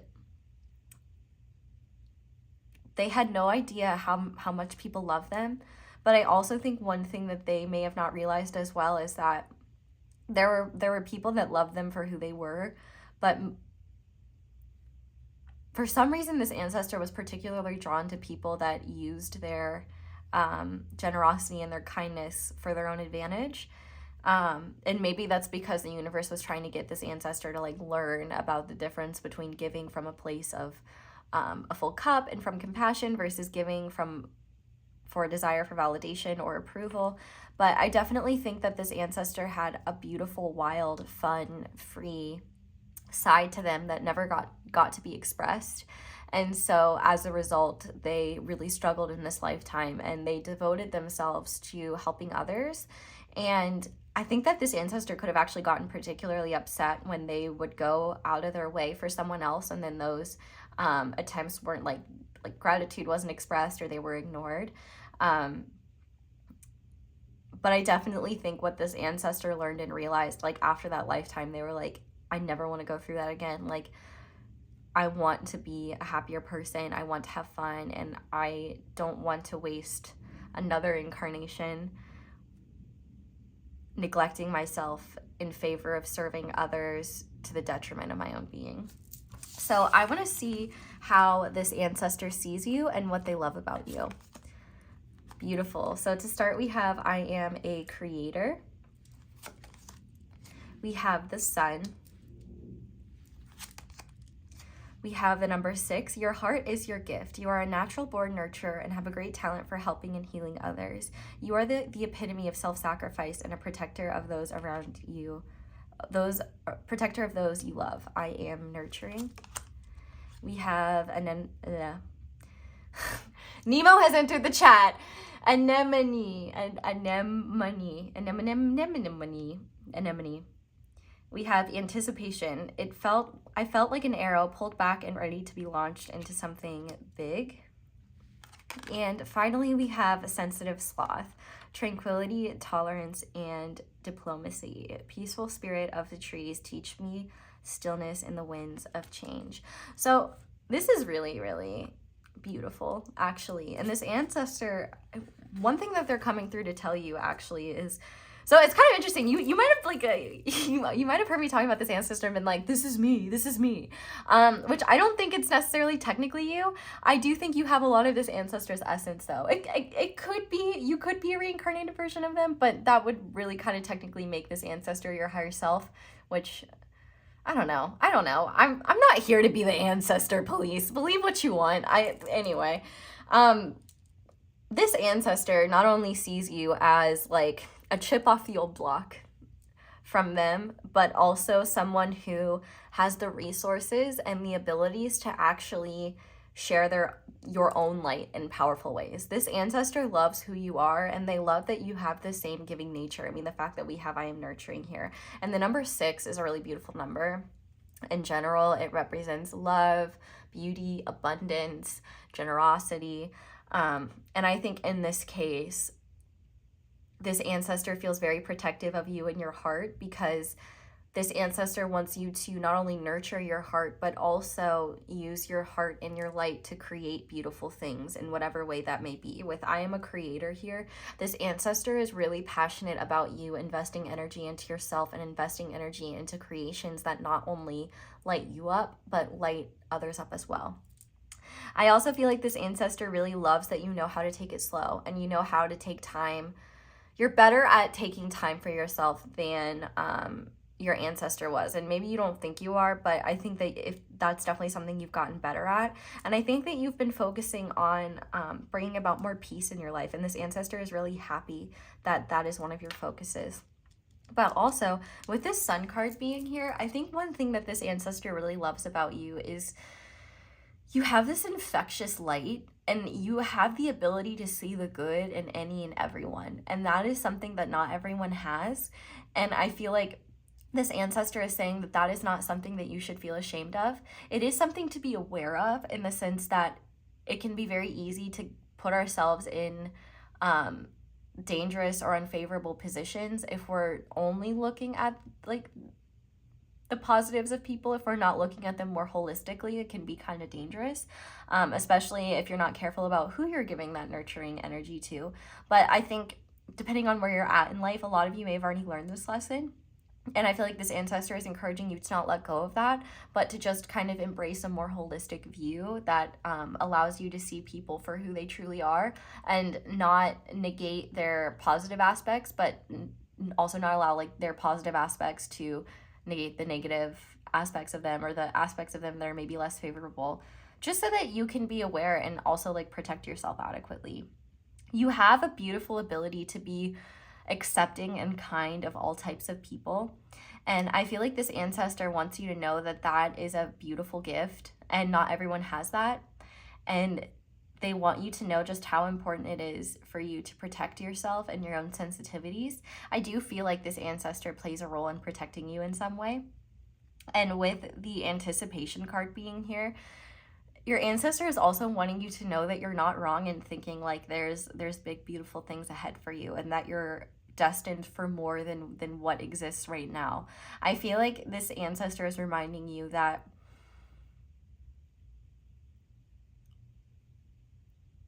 you have this incredible ability to regenerate and this incredible ability to not allow the hard or even traumatic things that happen to you steal your light, or well, because truthfully light can never be stolen, but also it helps you recognize I'm getting lost. Okay. This ancestor wants you to know that one beautiful quality about you is that even when you do experience pain, hardship, or trauma, you never allow the negative experiences of that to be the final story. Like, you find a way to see light in everything and use it for wisdom. And I feel like this ancestor wants you to know that that's a very powerful quality, and that your ability to regenerate and come back to a place that is centered in love and truth and clarity and light, that is a gift that nobody can take away from you. And your heart is so precious and special, and you deserve to protect it so that you can share it and heal others with it. You are a very nurturing soul, and you are someone that can bring a lot of people comfort. And so if you ever doubt yourself or feel imposter syndrome, this ancestor wants you to know that you bring a lot of light to the world around you by just existing. Anything that you create from a place of love is just a bonus. Like, you do enough by just being here. You do enough by just being yourself and, you know, being a wonderful human. And I feel like this ancestor just wants you to know that you don't need to scrutinize your creations so hard, because you have no idea how they're being seen by those who actually appreciate them. And also, you don't even see the benefit that you gain from sharing them, if that makes sense. There's just a lot of value when it comes to who you are. And I feel like this ancestor just wants to remind you that your worth is not in your output, and your worth is not in approval from others or what other people think you should be doing. Like, your value is in your heart. Like it says here, your heart is your gift, and having a big beautiful heart is something so special, and not everyone is going to understand that, but you don't have to explain that, because it's inherent, and anyone that can feel the vibration of a genuine heart and a genuine soul will be able to recognize it. Those who can't will cast out or even shame you for the way that you are. But what you have to know and understand is that that is a natural response to someone who is not connected to their heart space, and that's really sad. Doesn't mean you have to show them how to, doesn't mean you have to give them the time of day, but to remember that just because someone else can't see it or feel it doesn't mean it doesn't exist. And you don't need to prove yourself to anyone. You don't need to prove your intentions to anyone. As long as you know in your heart what you're doing is uplifting and aligned with your soul, you don't owe anyone anything. So we're gonna go ahead and get into the tarot now. And while I'm shuffling, I just want to thank everyone that takes the time to leave me a like or a comment or just something small like that, because it helps me more than you realize. And if you want to support me in any way, liking the video is single-handedly like one of the most helpful things you can do. So thank you to everyone who does that. I also just want to say thank you for being here, and thank you for letting me channel for you. It is so incredible to be able to share something so special with you, and I feel like this ancestor sees you as just someone very special and very incredible, and how incredible it is to be connected. Anyway, I want to start by looking at a powerful trait that you and this ancestor share. So pile 3's ancestor, what is a powerful trait you and them share? Wow. Okay, so we have the Death card being here. So you both share the ability to transform. That is one big thing. But also, you both share the ability to see things very deeply. I feel like this ancestor... Okay. Whoa. That's wild. So one powerful trait that you and this ancestor share is on a soul level. There's something about, and I don't even fully understand this as it's being like channeled to me, but there's something about your soul and this ancestor's soul where when you reflect on your life, like for example, in your past life, like when you passed on and reflected on that life, your soul gains an incredible understanding and an incredible amount of healing before it even goes into a next incarnation. Like, I feel like one common trait that you and this ancestor share is that you really only need like 1 or 2 lifetimes to learn a particularly challenging lesson. And I think not only that, but you both have this powerful trait of like intensity. And there's almost kind of this warning here where, you know, for example, in this ancestor's lifetime, they kind of tried to kill off the parts of themselves that they didn't feel comfortable expressing or acknowledging. And I think you may have the capacity to do that as well. And this ancestor is trying to remind you that those parts of yourself are not parts of yourself that you should distance yourself from. You have an uncanny ability to transform and use the fuel of what you don't like about yourself to be the catalyst for transformation. And in this case, I think this ancestor is coming through to say that like you not only have the ability to transform, but you can do it from a place of kindness, from a place of wisdom, and from a place of clarity. I think that you and this ancestor have definitely experienced lives together and like past lives and maybe like different dimensions. This ancestor's energy is very elusive, and I feel like they're only coming through to talk about this one lifetime because it may reflect what you're experiencing in your life. But I feel like one common thing that you both may have is that you could deal with certain problems for lifetimes because you are unwilling to accept certain parts of yourself or look at certain parts of yourself. And so I think this ancestor is reminding you just how important it is to explore all parts of yourself and give yourself ample time to explore yourself, listen to yourself, be in tune with yourself, because there's this stubbornness that you and this ancestor have where you can get really rooted in certain ways of thinking and expressing, even if they don't serve you. So I think that this is kind of a reminder that you have this powerful and uncanny ability to transform. And well, you have this powerful and uncanny ability to transform or kill off the parts of yourself that you don't see as valuable or worthy. And I think that this ancestor is reminding you that you can always call those parts back, but to be careful about rejecting any part of yourself, because we can always grow and change. But if we're unaware of the parts of ourselves that are contributing to versions of ourselves that we're not proud of or that we don't identify with, if we keep that in the subconscious and we don't explore it, then we're never able to heal and grow from it. And so I feel like this ancestor is saying, like, you can either create or destroy, it's up to you. You can transform or decay, it's up to you. But just know either way, it's a very powerful sensation. And I feel like this ancestor is really wanting you to remember that you are in charge of the choices that you make for yourself. And to remember that if you were ever looking at yourself from a place of negativity or malice, that energy directed towards yourself is a lot more powerful than you may realize. And it's very important to be conscious of that energy, because you could do more damage to yourself than you're realizing. I got this example in a past reading, but it's kind of like, if you've ever seen that experiment where you have two of the same plants, and when you're watering both, you like say really nice things to one and you say really mean things to the other one. I feel like you might at times be the one like saying mean things to yourself, and I feel like you may not realize how in time that really builds that negative energy towards yourself, really wears you out.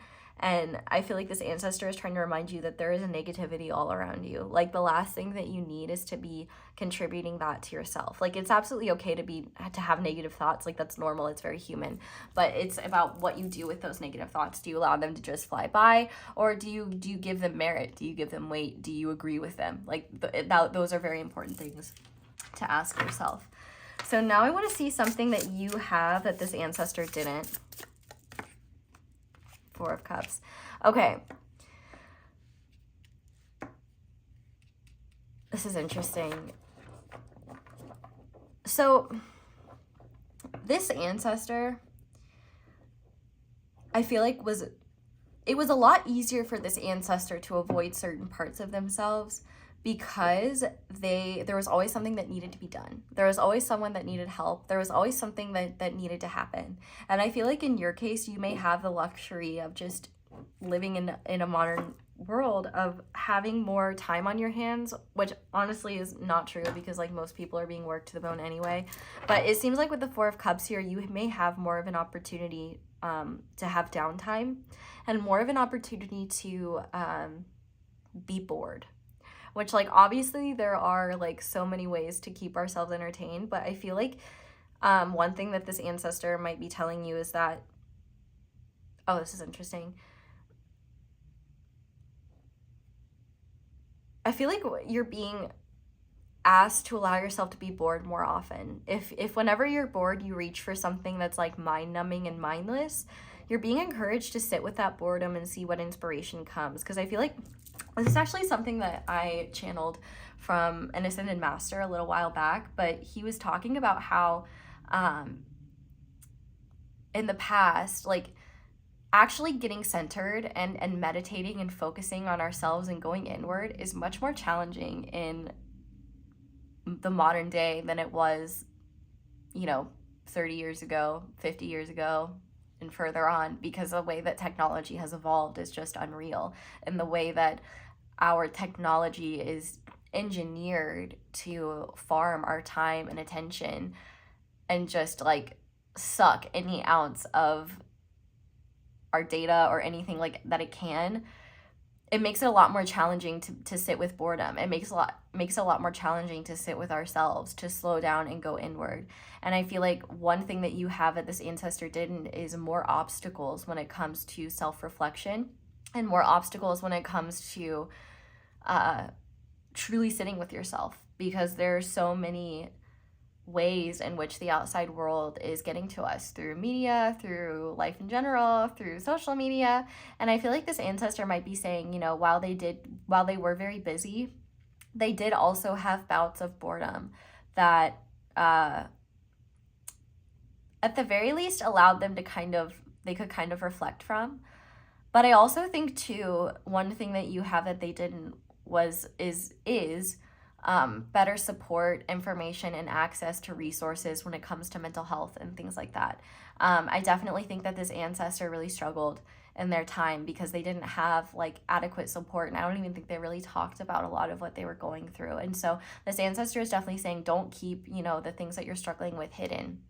You know, don't be afraid to speak up about that, because it's not shameful at all. In fact, it's shameful that we even think the darker aspects of our human experience are things that we should not express or not identify with. Like, negative emotions are just as normal as positive ones, and sadly they're more common than positive ones, especially now.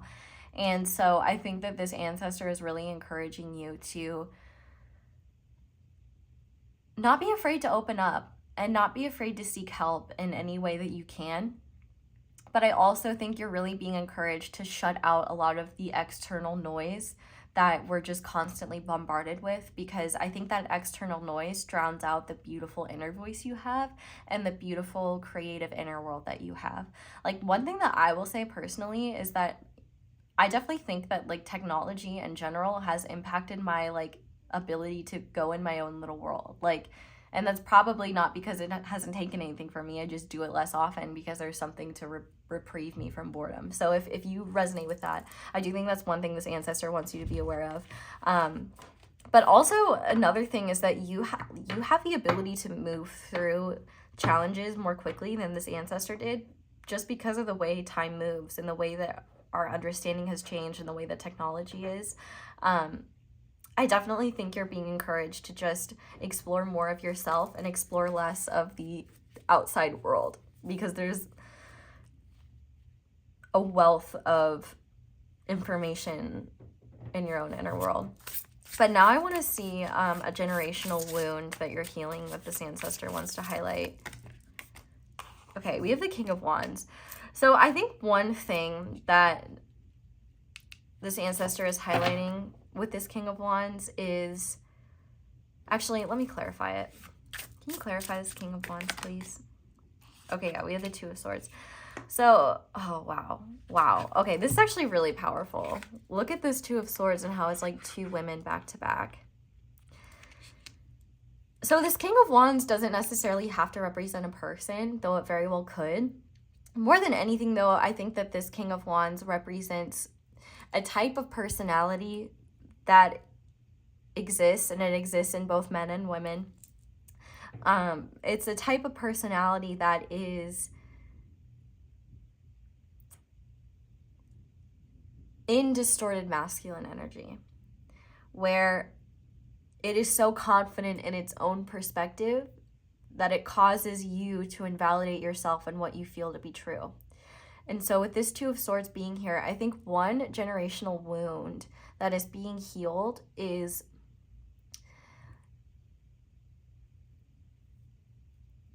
the tendency for you and maybe members of your family, including this ancestor, to invalidate or override their internal emotions, to instead accept someone else's truth, someone who's maybe more larger than life, or someone who is maybe more egotistical, or someone who has more power, for example, or has more of a presence.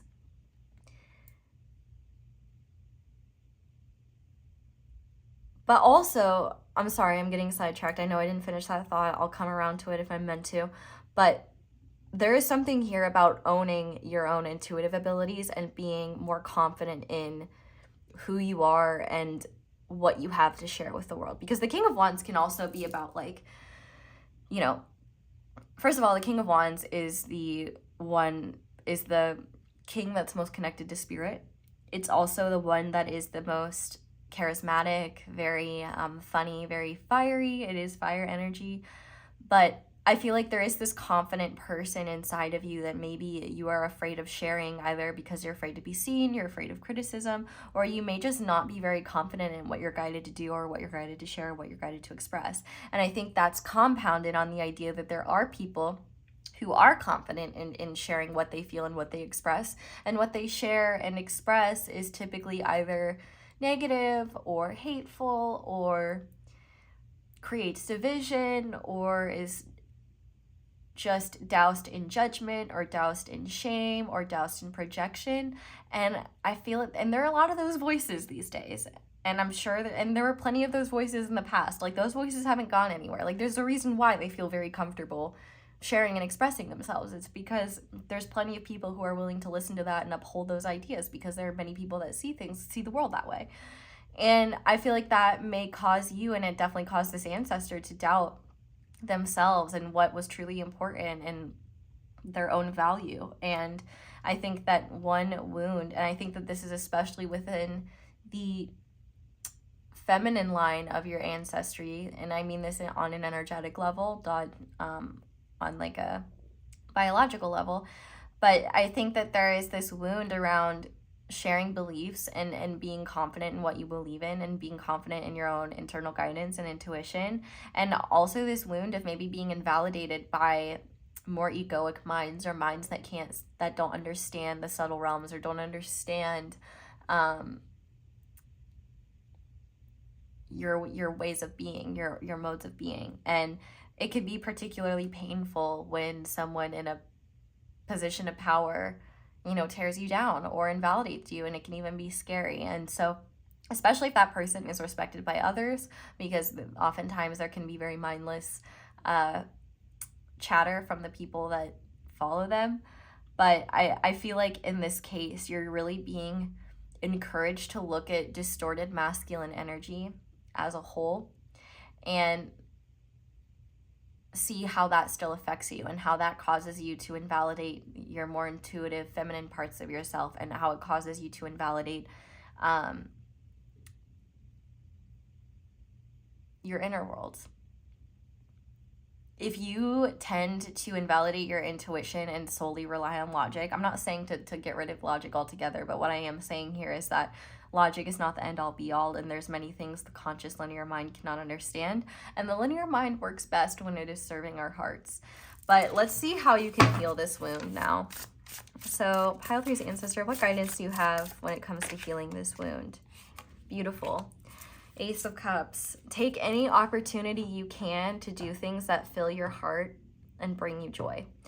With the Ace of Cups, this is this ancestor saying, don't do what I did. Don't shy away from opportunities to have fun. Don't shy away from opportunities to make your heart feel full.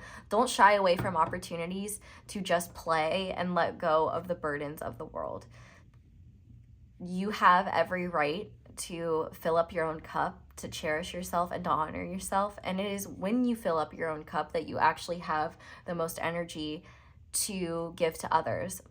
And I also think that this is an encouragement to share your time and energy with people and with things that just make you feel good, that allow you to do things that you love and allow you to just feel nourished, because you deserve to feel nurtured and nourished just as much as you give that to others. And so it's very important to have that source for yourself. And so I think this ancestor is saying there are many ways you can do that, and there are many ways you can heal this wound.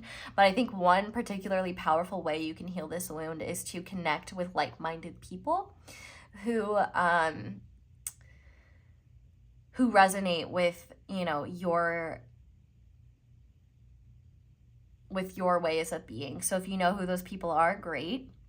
If not, I would pray and manifest for those types of people to come into your life. And you may have to kind of explore before you find them, but I promise you that they're out there, and your ancestor may actually be a wonderful source in terms of guiding you to people that will uplift you and make you feel good, and will engage in a type of friendship or companionship with you that is actually uplifting and supportive of the person you are and the person you're becoming.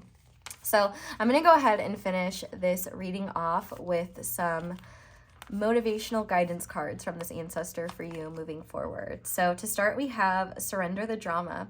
No matter how emotionally charged the situation, remain calm and don't contribute to the drama. Staying centered will help resolve the issue more quickly. And I think this is an excellent example of this King of Wands energy, where you may, even if you're not engaging with other people's drama, you may consume it, either because you find it interesting or you worry that what if there's truth in what they're saying. And here's the thing, other people are allowed to have their own truths. That doesn't mean it invalidates what you believe.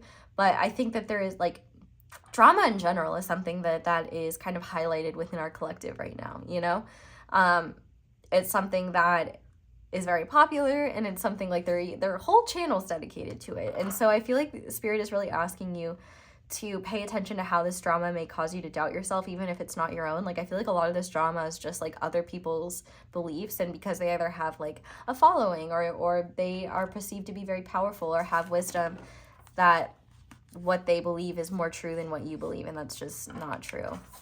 But we also have, I surrender to a power greater than me. Yeah, I definitely think that the best thing that you can do when you are in a situation where you just like don't know the truth is just surrender it, because a lot of times the linear mind is not going anywhere productive. My kindness is a gift I bestow upon the world. So yeah, I definitely think that this ancestor and Spirit in general are encouraging you to never let go of your kindness and never let go of the ability to be kind. Listen, I'm about to rant for 10 seconds. I fucking hate when people say that someone is too nice. Oh, you're too nice. Shut up. With peace and love, shut up. Like, you can be kind and still be firm. Like, you don't have to resort to other people's pettiness. You don't have to go down to other people's levels. You can be kind and still speak your truth. You can be kind and be honest. You do not have to be mean or angry in order to get a point across. You don't have to be mean, period. Your kindness is a beautiful thing. If anyone tells you you're too nice, let me know, because I'll tell you they're wrong and that they need to shut the hell up. Anyway, as you can tell, I feel very passionate about that. But we also have, I can't control the things that happen to me, but I can control how I react to them. I can choose my attitude. This is so true. And this is a perfect example of what happens to you is not your fault, but how you respond to it is your responsibility. And taking responsibility for how you choose to act is a very powerful thing. But finally, we have, when I am in a state of appreciation, I am in vibrational alignment with my true love nature. Wow. So pile 3, that is where I'm going to leave this reading. Thank you guys so much for watching, and thank you so much for letting my ads play in the background. That is one of the simplest and easiest ways to support me and my channel, so thank you to everyone who does that. But if you'd like to support me in other ways, like I said earlier, you can leave a like, comment down below, let me know how it resonates, subscribe if you haven't already, and click that little notification bell to be notified whenever I upload a new reading. You can also check out my candles. Use code ASO10 for 10% off on any candles on the website, links down below. There's also merch, and there is also my social media. Do I have anything else? I don't know. I'm kind of, videos with extendeds. Check them out. But yeah, that's all I have for you guys. So thank you so much for watching and for being here. I really hope that these messages resonated, and I hope that they gave you the answers you needed. I hope you all have a wonderful day or night whenever it is that you're watching this video, and I hope you'll come back and see me again soon. Bye! Hi there, pile 4. Welcome to your reading, and thank you so much for being here. If you guys chose the blue Chalcedony butterfly and the intuitive night goddess tarot, this is going to be a reading on messages from a powerful ancestor. So there's a full breakdown of the reading in the intro if you're interested, but we're just going to go ahead and start by seeing who this ancestor is. So to start, we have Aphrodite, self-love, Aphrodite. Me resisting the urge to not say Aphrodite. Shout out to him, he's great. We also have failure. I understand that a mistake is only an opportunity to learn. We have vampire. Makes you aware that someone or something is draining your life force. And the shadow attribute is depleting others for your psychic survival, chronic complaining, and codependency. We have motivation, with the trigger statement being I don't know where to start, and the true statement being I take action now. You will find clarity and the ability to create now. This is your time to make things happen. And we also have the lion and the owl. So this ancestor actually got two of these cards, and I'm not gonna lie, this ancestor's energy is kind of interesting. And I don't know, let me just start channeling, and I guess we'll just see from there. Aphrodite is a Greek goddess, but it also makes me think of her Roman counterpart, Venus. So Greek or Roman, this could be a Greek or Roman ancestor. They absolutely do not have to be, but they definitely are a feminine ancestor. And actually, it was interesting. I told this in all the piles, but this deck comes from a goddess deck, and I also have a god deck, and I shuffled both of them just because I wanted to use it as an opportunity to see like if this ancestor was male or female, or like, and like what their energies were. And all of the ones that came out were goddesses, so the powerful ladies are out to play today. With that being said, I definitely think that this ancestor, they're coming through to talk about a lifetime, and this actually could have been like multiple lifetimes, where this ancestor really, really struggled with self-love, and the ways in which that self-love, that lack of self-love manifested was that they searched for that romantic love through a partner. Now, I feel like this ancestor,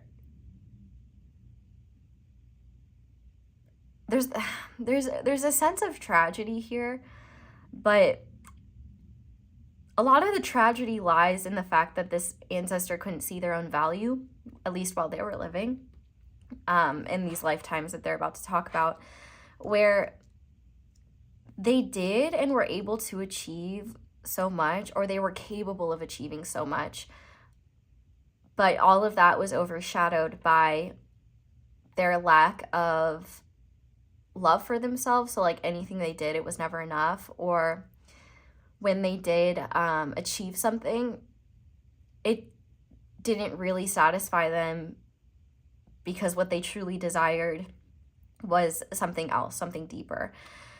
However, I feel like for a lot of you, this ancestor maybe wasn't able to accomplish a whole lot in their lifetime, either because they didn't have the opportunities. Like, for example, women in ancient Greece, like, they were kind of like, if they were married to someone, if my history knowledge is correct, like, well, I mean, Spartan women and Athens women were very, very different energies, but like a woman from Athenian Greece, for example, ancient Greece, like, they were kind of sequestered off and isolated from the outside world. And I'm pretty sure, like, when they were pregnant and things like that, they were expected to rest and not like do any physical activity or anything like that. Whereas like in Sparta, the vibe was totally different. Like, the women were very physical, very athletic, and did a whole lot.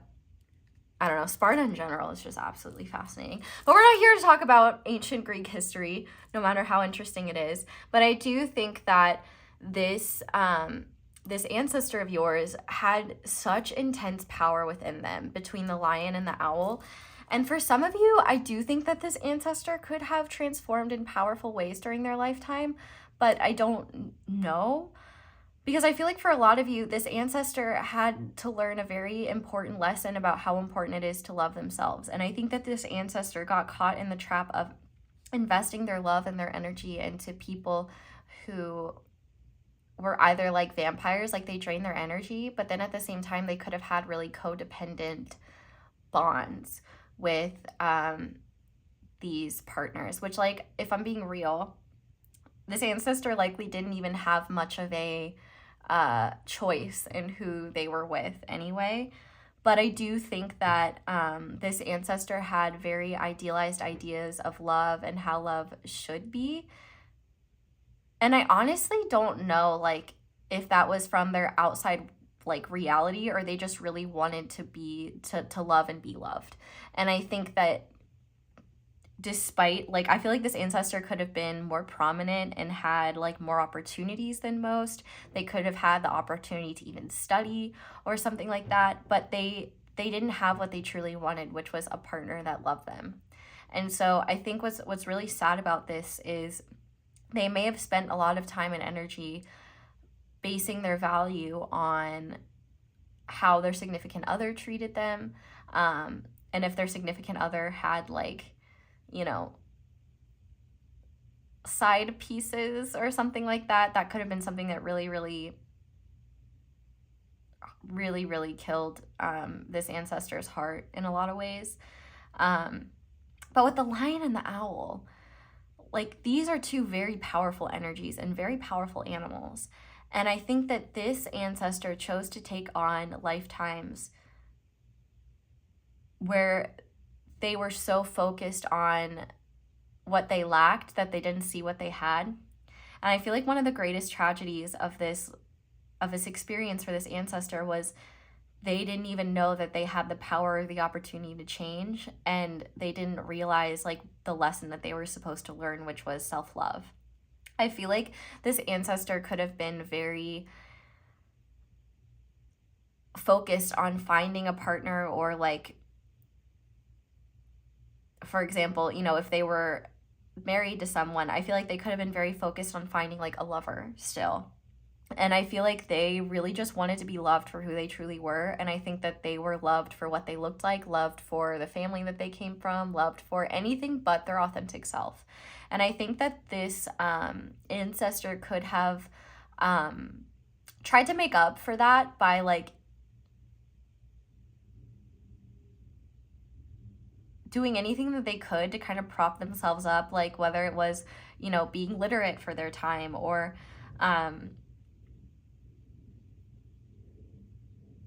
just doing things. Like there's a masculine energy in this ancestor where I feel like a lot of their gifts were not seen because they were a woman. Like they were invalidated and they were treated poorly. And I think a lot of their self-hatred was rooted in the fact that they weren't able to express very powerful parts of themselves.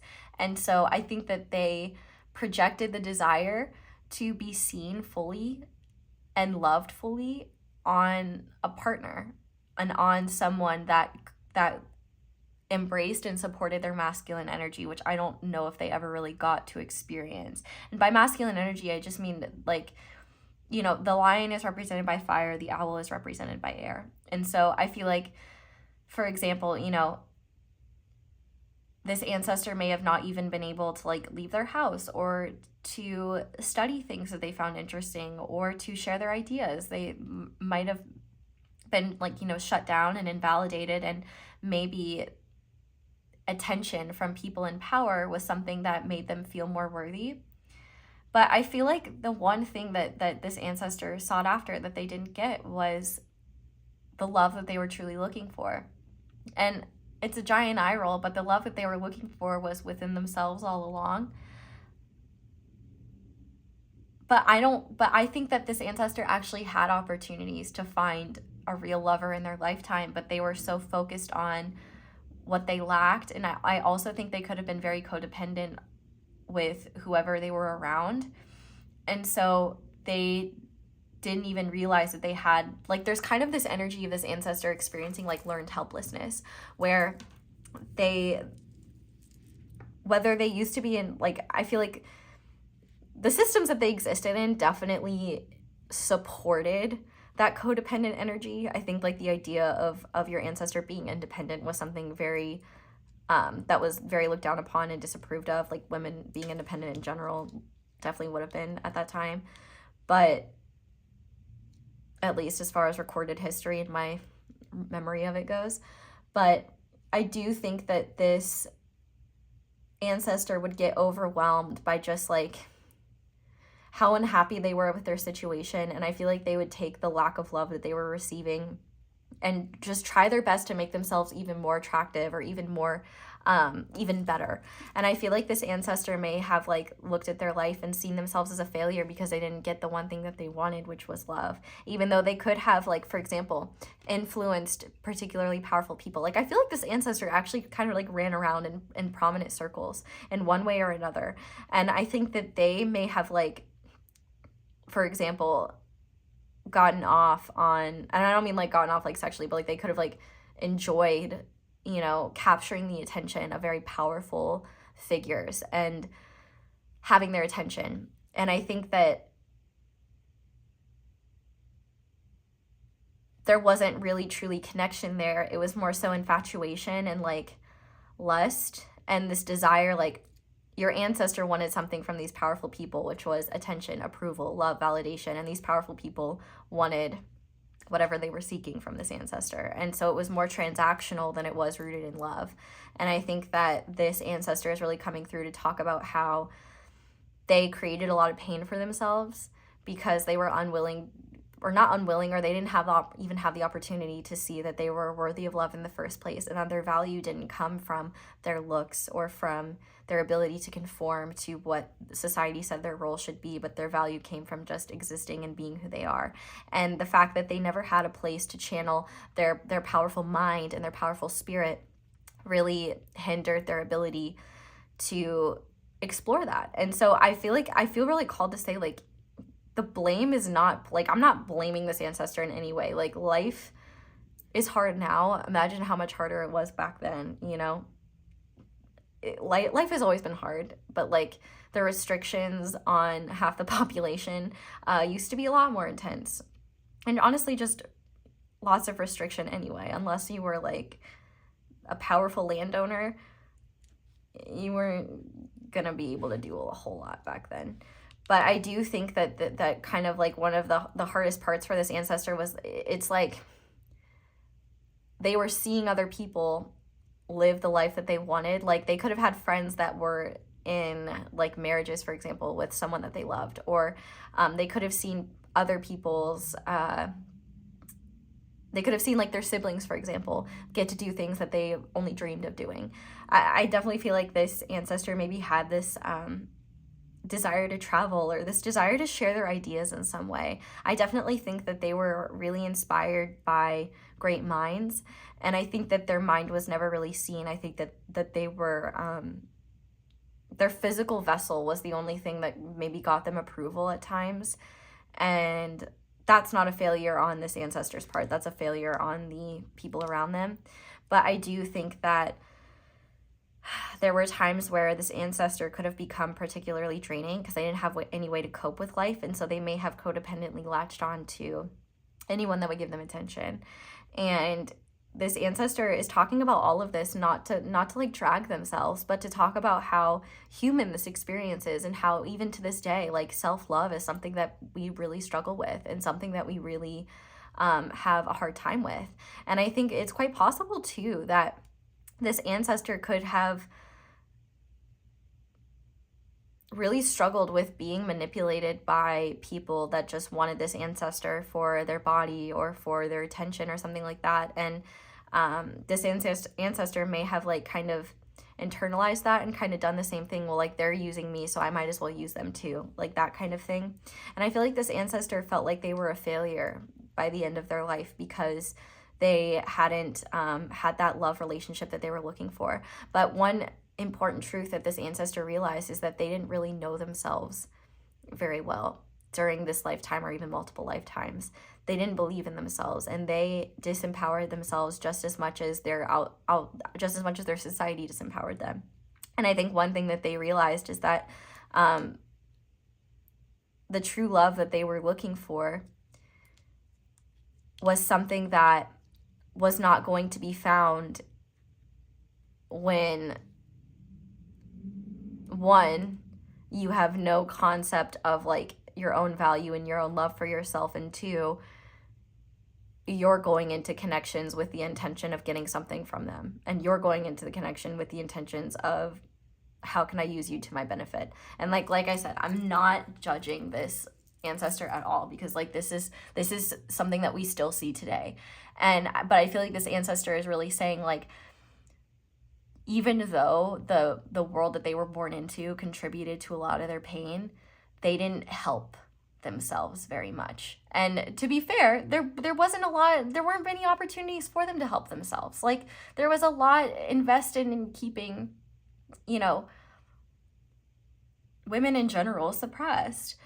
And I think that this ancestor really struggled with being a woman in general and what that meant. I feel like this ancestor maybe resented being a woman, or resented the way that women were treated or looked at. I feel like this ancestor had a particularly big ego, and their ego got in the way of them being able to listen to their heart.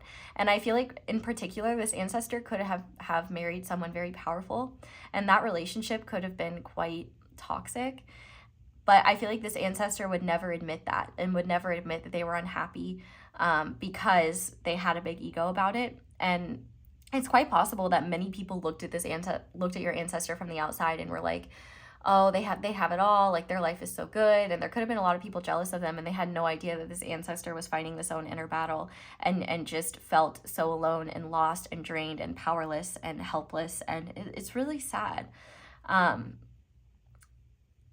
But this ancestor is coming through today because they did have a lot of power, and they used their power to suppress themselves rather than be kind to themselves, rather than love themselves. And that does not make them a failure, but they realized, like, they were judging themselves as a failure for not attaining that one goal, which was like a true love connection that they were looking for.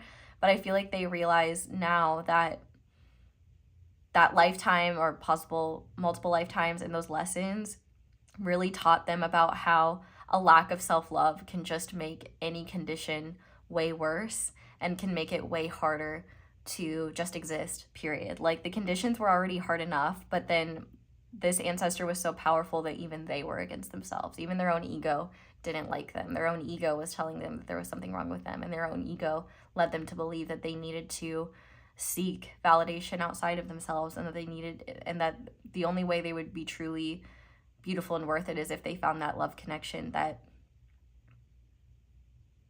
was mutual and authentic and real.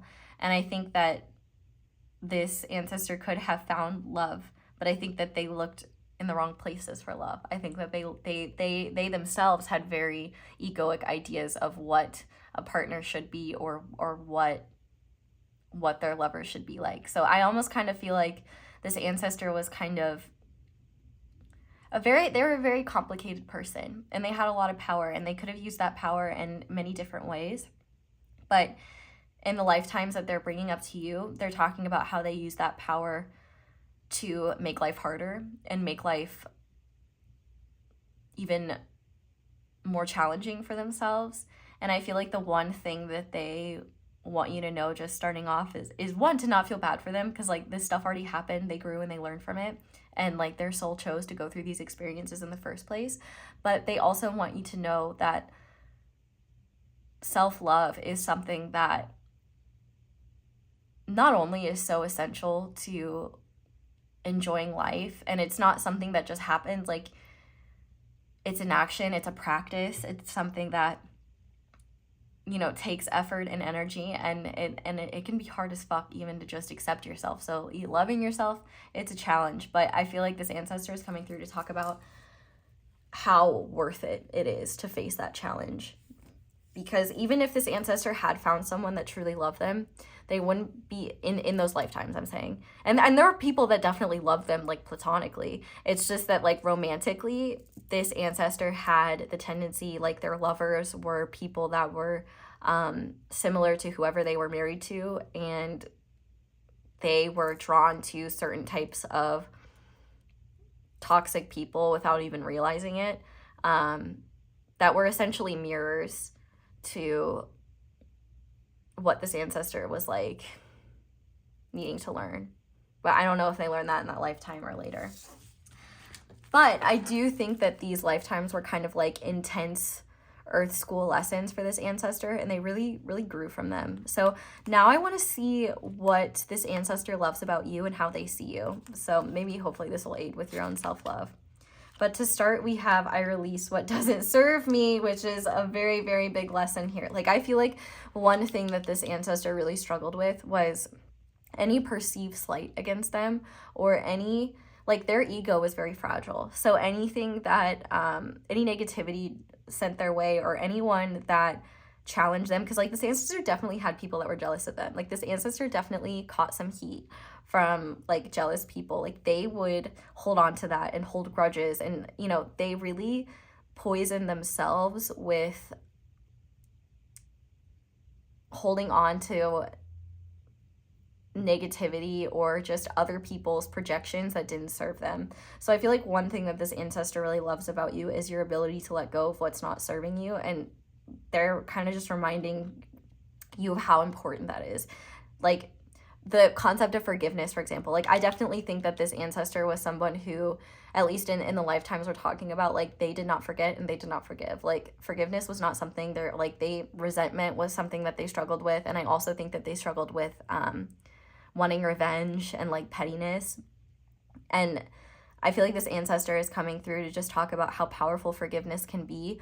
Not, because forgiveness is not for the other person. Forgiveness is for yourself, so that you don't have to hold on to that energy anymore, that you can release it and be focused on more enlightening and empowering energies. And so I feel like one thing that this ancestor is also had to learn was forgiveness for themselves and what they didn't know, because I think that there could have been a lot of grieving, like on a soul level, for this ancestor when they realized how much time and energy they spent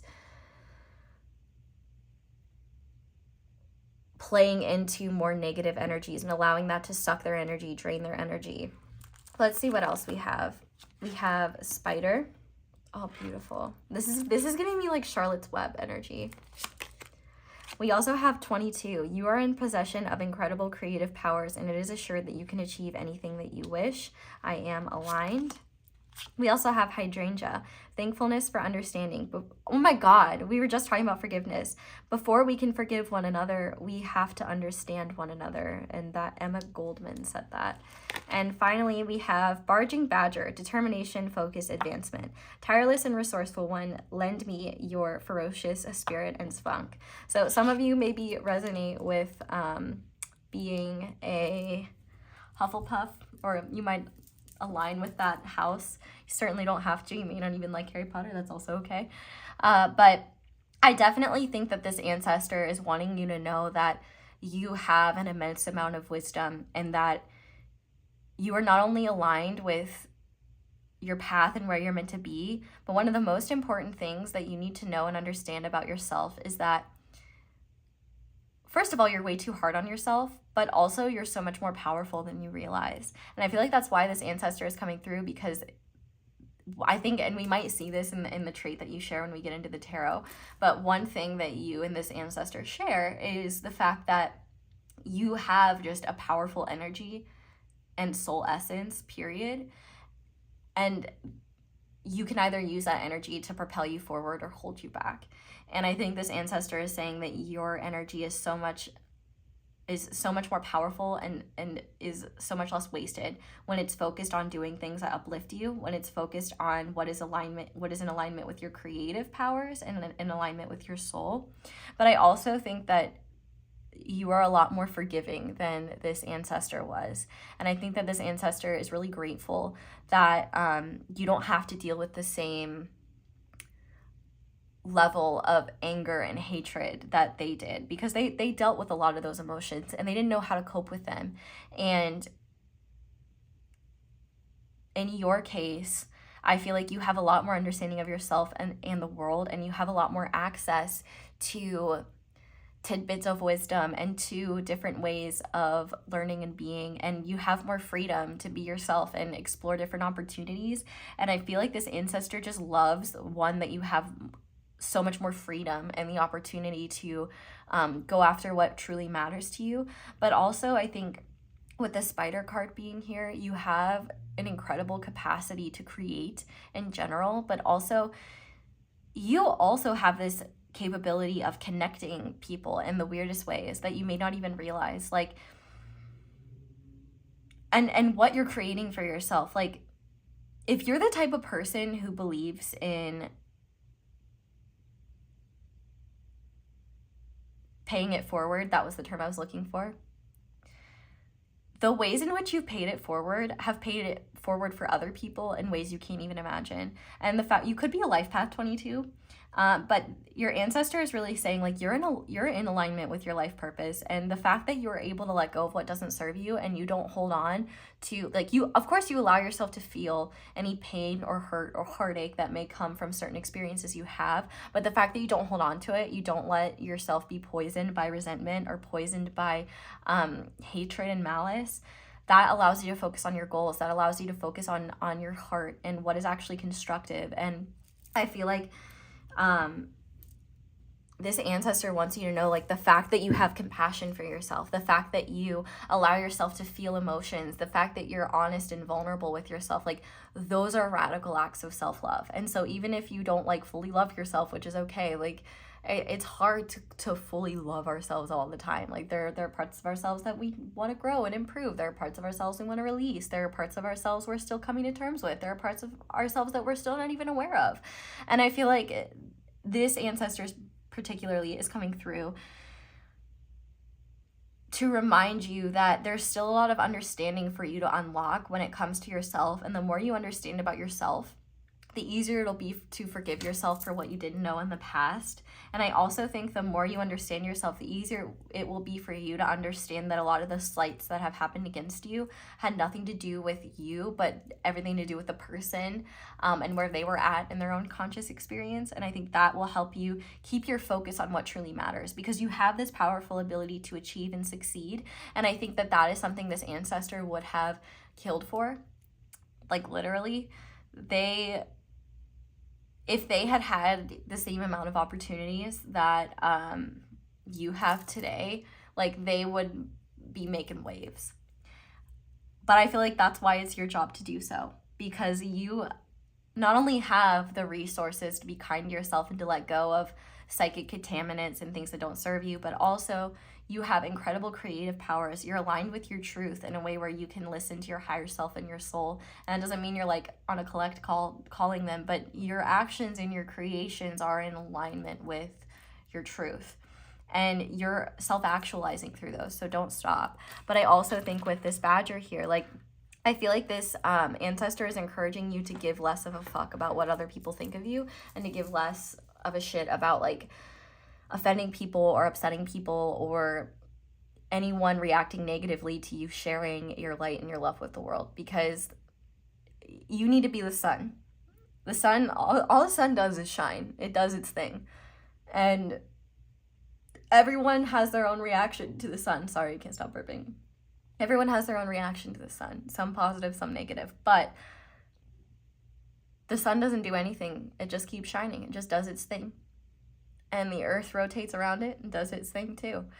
So I feel like this ancestors are really encouraging you to not allow the negativity or the fear of negativity from outside of you to stop you from sharing yourself and stop you from feeling good about yourself. Because not only do you deserve to feel that way, but a lot of the people that are spewing negativity or that would spew negativity at you sharing self-love are just a direct example of people who don't have love for themselves, or people that are fearful, and people that are stuck in a mindset that is not rooted in love. And so there's nothing to learn from that mindset. There's nothing that mindset is bringing you. So I feel like this ancestor is really encouraging you to focus on what's uplifting, focus on what's supportive, and also just focus on what truly matters to you. And because those are the things that are going to uplift you, and those are the reasons why you were put on this planet.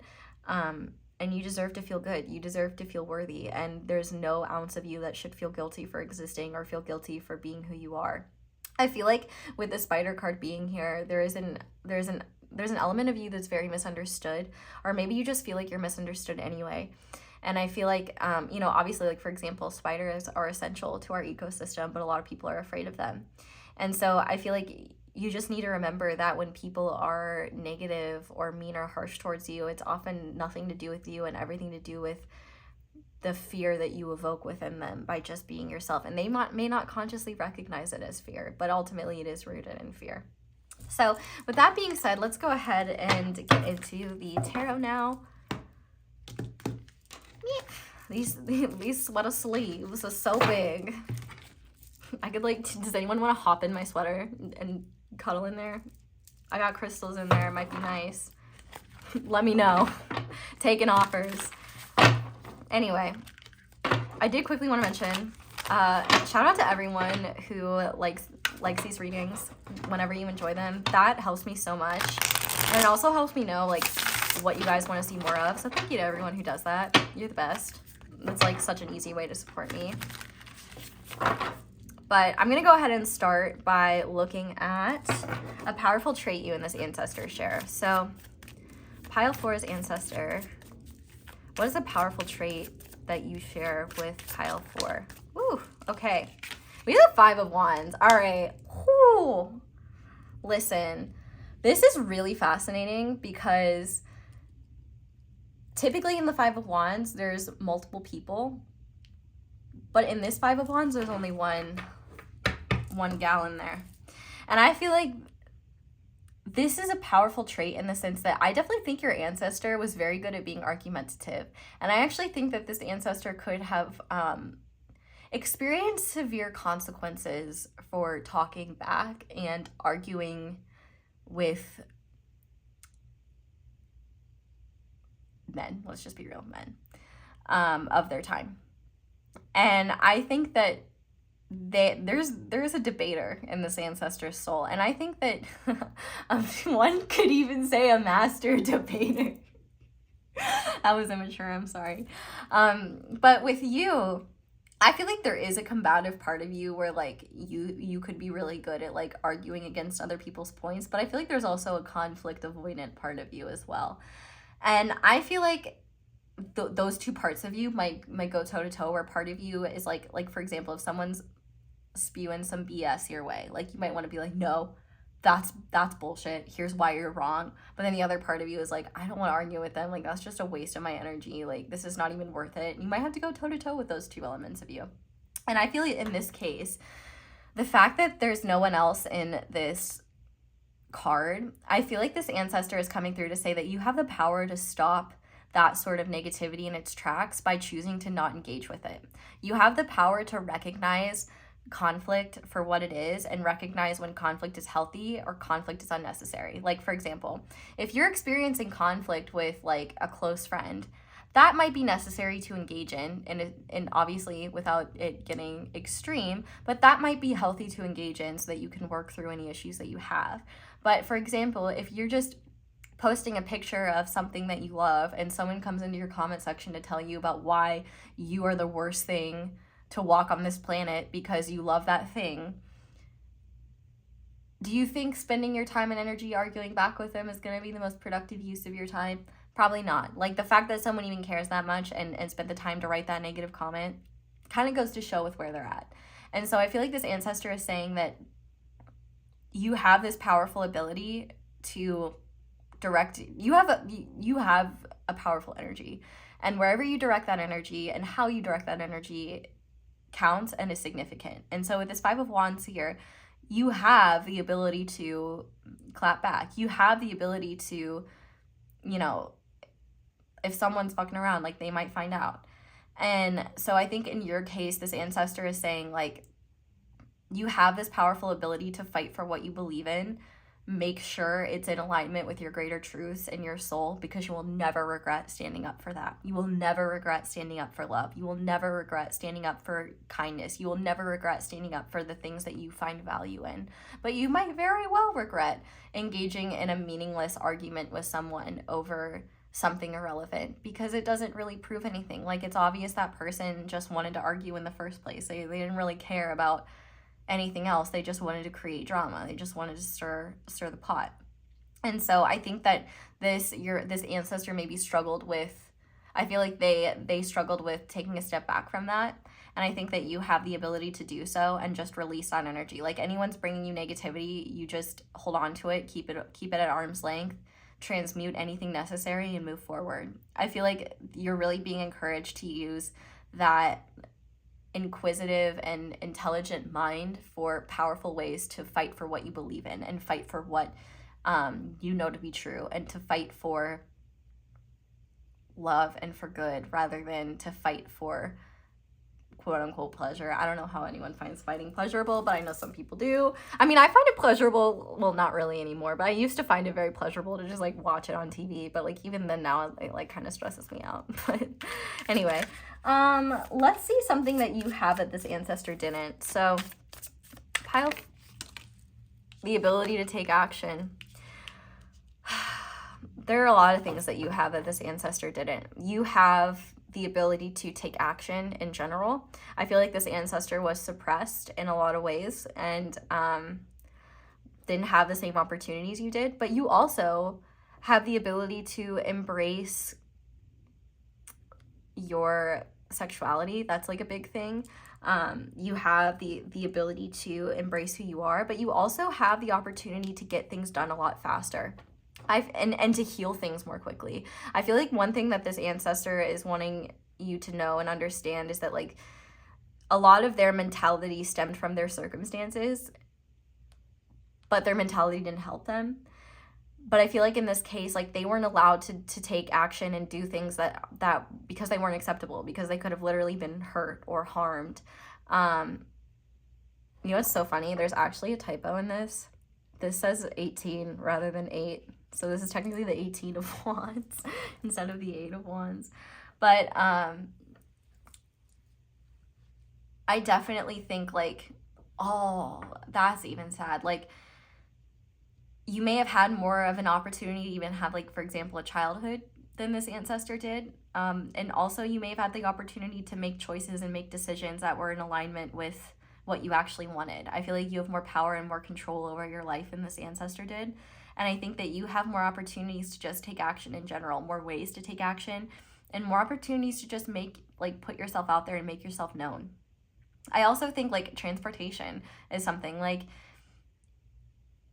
things can move more quickly and more easily for you than they did for this ancestor. And I feel like just the way technology has evolved, the opportunities that all people have now, and like the opportunities that and the ways in which you can grow and improve and like transform, I think are things that this ancestor did not have. And I also think that the ability to be connected to or reconnect to what truly matters to you and the opportunities to express that and explore that are much more readily available. And so I feel like this ancestor is really encouraging you to explore what you feel passionate about and to take action and to just create and do simply because you can. And to do it not just for you, but for the many, many, many people of the past that were unable to explore themselves remotely or experience their true selves or experience what has meaning to them because they were trapped in circumstances outside of their control, which is unfortunately many, many, many people. And even the people, I'm not gonna get into it, it's a whole thing, but it's really sad. Like life used to be way worse, like not very long ago. It's not perfect now, it's far from perfect, but we have evolved a lot. And we should give humanity credit for that. And I think one thing that this ancestor wants you to know as well, the capacity and the ability for humanity to evolve in positive ways is so much more efficient than it was in the past. And like, you have no idea, like, well, I'm hearing Michael Scott in my head, like when he's, it's like when he's with David Wallace in David Wallace's office and he's like quitting and he's like, you have no idea how high I can fly. Like that's you. And I feel like this ancestor is saying you really don't have any idea how high you can fly. And so I feel like this ancestor is just reminding you, like, if you have a hard time being motivated to do something for the sake of yourself, then do it for the sake of all of those people from the past who never had the opportunity to do it for themselves or never had the freedom to do it for themselves. So now I want to see a generational wound that you're currently healing. So pile 4 is ancestor. What is a generational wound that pile 4? You have the 9 of Swords. So yeah, this definitely goes back to a powerful mind. I definitely wouldn't be shocked if like certain mental health issues run in your family. And I wouldn't be shocked if there is a real struggle when it comes to dealing with anxiety specifically and dealing with negativity and just negative thoughts in general. Like, I feel like there is a lot of, you have a powerful mind. This ancestor has a powerful mind. And I think that there are a lot of powerful minds in your ancestral line and even just like within your immediate family.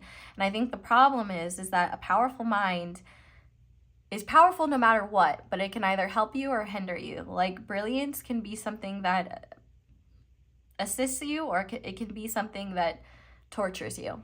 And so I feel like the generational wound you are healing is learning how to have a healthy mentality, learning how to be kind to yourself, learning how to deal with like your subconscious and traumas, learning how to deal with negative self-talk, learning how to deal with self-hatred and just a negative sense of self, period. I also think you're learning how to pay attention to the ego versus the soul, and what is reality and what is distortion. Because I mean, I guess truthfully, like, all of our viewpoints of reality are subjective, but do you want to live in a reality where the world is kind, or do you want to live in a reality where like everything sucks and so do you? I mean, like, one kind of seems more preferable than the other. And I think that that is something that you are trying to heal. But let's get some guidance on how to heal this Nine of Swords wound. Wow, okay, we have the Mystic. So this is technically the Hierophant in traditional tarot, but I think that there are many opportunities for you to heal this, and it's kind of up to you in terms of how you do. You could explore the occult. You could explore your spiritual side. I think one thing is implementing routines or systems that bring some comfort and familiarity to yourself. But I also think, you know, the Mystic talks about religious leaders and also things like counselors and therapists. So anyone that you can seek help to help you through like mental health struggles or things like that, I think this Ancestor is definitely encouraging. But I also think you're just being encouraged to explore your inner world and to explore spirituality on a material level, in the sense of, like, for example, Reiki is a great example. That would be healing with your hands. So getting Reiki attuned would be something powerful. Healing modalities that involve the earth, doing like witchcraft, for example, like healing witchcraft for yourself, that could be something. The Mystic here is all about exploring your well, in the traditional tarot card, it's a lot more about tradition and a lot more about religion, but the fact that it's the Mystic here, I think that this is a lot about being adaptable, but also following your soul's callings and following just what makes you feel supported and what makes you feel nurtured and what makes you feel connected to the greater collective around you. I also think that there are secrets you're meant to unlock, and I think that there are people on your journey that may be mentors or counselors or guides of some sort that can also help you get in touch with your true nature and help you overcome certain mental limitations that keep you trapped and afraid and stuck in analysis paralysis. So we're going to go ahead and finish this reading off with some motivational guidance cards from this Ancestor. So to start, we have surrender worry. Make a commitment to not lead an anxiety-driven life. When worries arise, breathe them out of your body. Focus on the power of your heart and have faith that Spirit is guiding you always. Yeah, and so I think that's why you're being so encouraged to find ways to connect the spiritual with the material world, because those will be physical reminders of your truth and physical ways for you to express and connect with the intangible. We also have, I honor how I want to feel. But yeah, this is important too. Like, you don't need to invalidate your negative emotions. Like, the most important thing when it comes to like just existing healthily in general is not invalidating any part of yourself, allowing yourself to move through feelings and allowing your feelings to be felt, period, because emotions are just data. And so I feel like you're being called to really honor whatever you feel, even if you're trying to invalidate it, or even if you're afraid that other people won't understand it. Like, you're entitled to feel however you want to feel. It's about how you act. It's not about, you know, if you take destructive action from those feelings, that's probably not honorable. But honoring how you feel, but then choosing to take action from a place of integrity anyway, now that's power. We also have, when I see good in others, I acknowledge it out loud. So I think, yeah, Spirit could be encouraging you to just share the good about the people in your life, because I feel like that might encourage others to do the same, and you might be surprised about the way people see you that you have no idea about. But we also have, I will pay attention to the things that really matter in life. If I don't, I will regret it later in life. So yeah, this really goes back to that, like, don't allow like some random person in your social media comments to get in an argument with you or something like that, because it doesn't really matter. It's not real. It's not true. But we also have, I let the universe catch up with my dreams. So I think that this is an important reminder that actually the universe is swifter than you realize. Like, and it can make a lot of magic happen in a much quicker process, but the ego can still get attached to timing. So I feel like your ancestor is saying never let go of your dreams, but give the universe time to catch up with them. You may be able to make more progress than you realize, and sometimes it may take other elements time to catch up. But pile 4, that is where I'm going to leave this reading. Thank you guys so much for watching, and thank you so much for letting my ads play in the background while you do something else, because that is one of the simplest and easiest ways to support me and show appreciation for my channel. If you would like to support me in other ways, you can check out a video with an extended. You could comment down below, let me know how it resonates. You can like this video as I said, and you can subscribe if you haven't already, and be sure to click that little notification bell to be a part of my notification squad. You can also check out my merch as well as my candles. Be sure to use code ASO10 for 10% off. You can check out my social media. Your girl is verified now. But that is all I have for you guys. So thank you so much for watching and for being here. I hope that I did you justice, and I hope that you enjoyed this reading. I hope you all have a wonderful day or night, whenever it is that you're watching this video, and I hope you'll come back and see me again soon. Bye!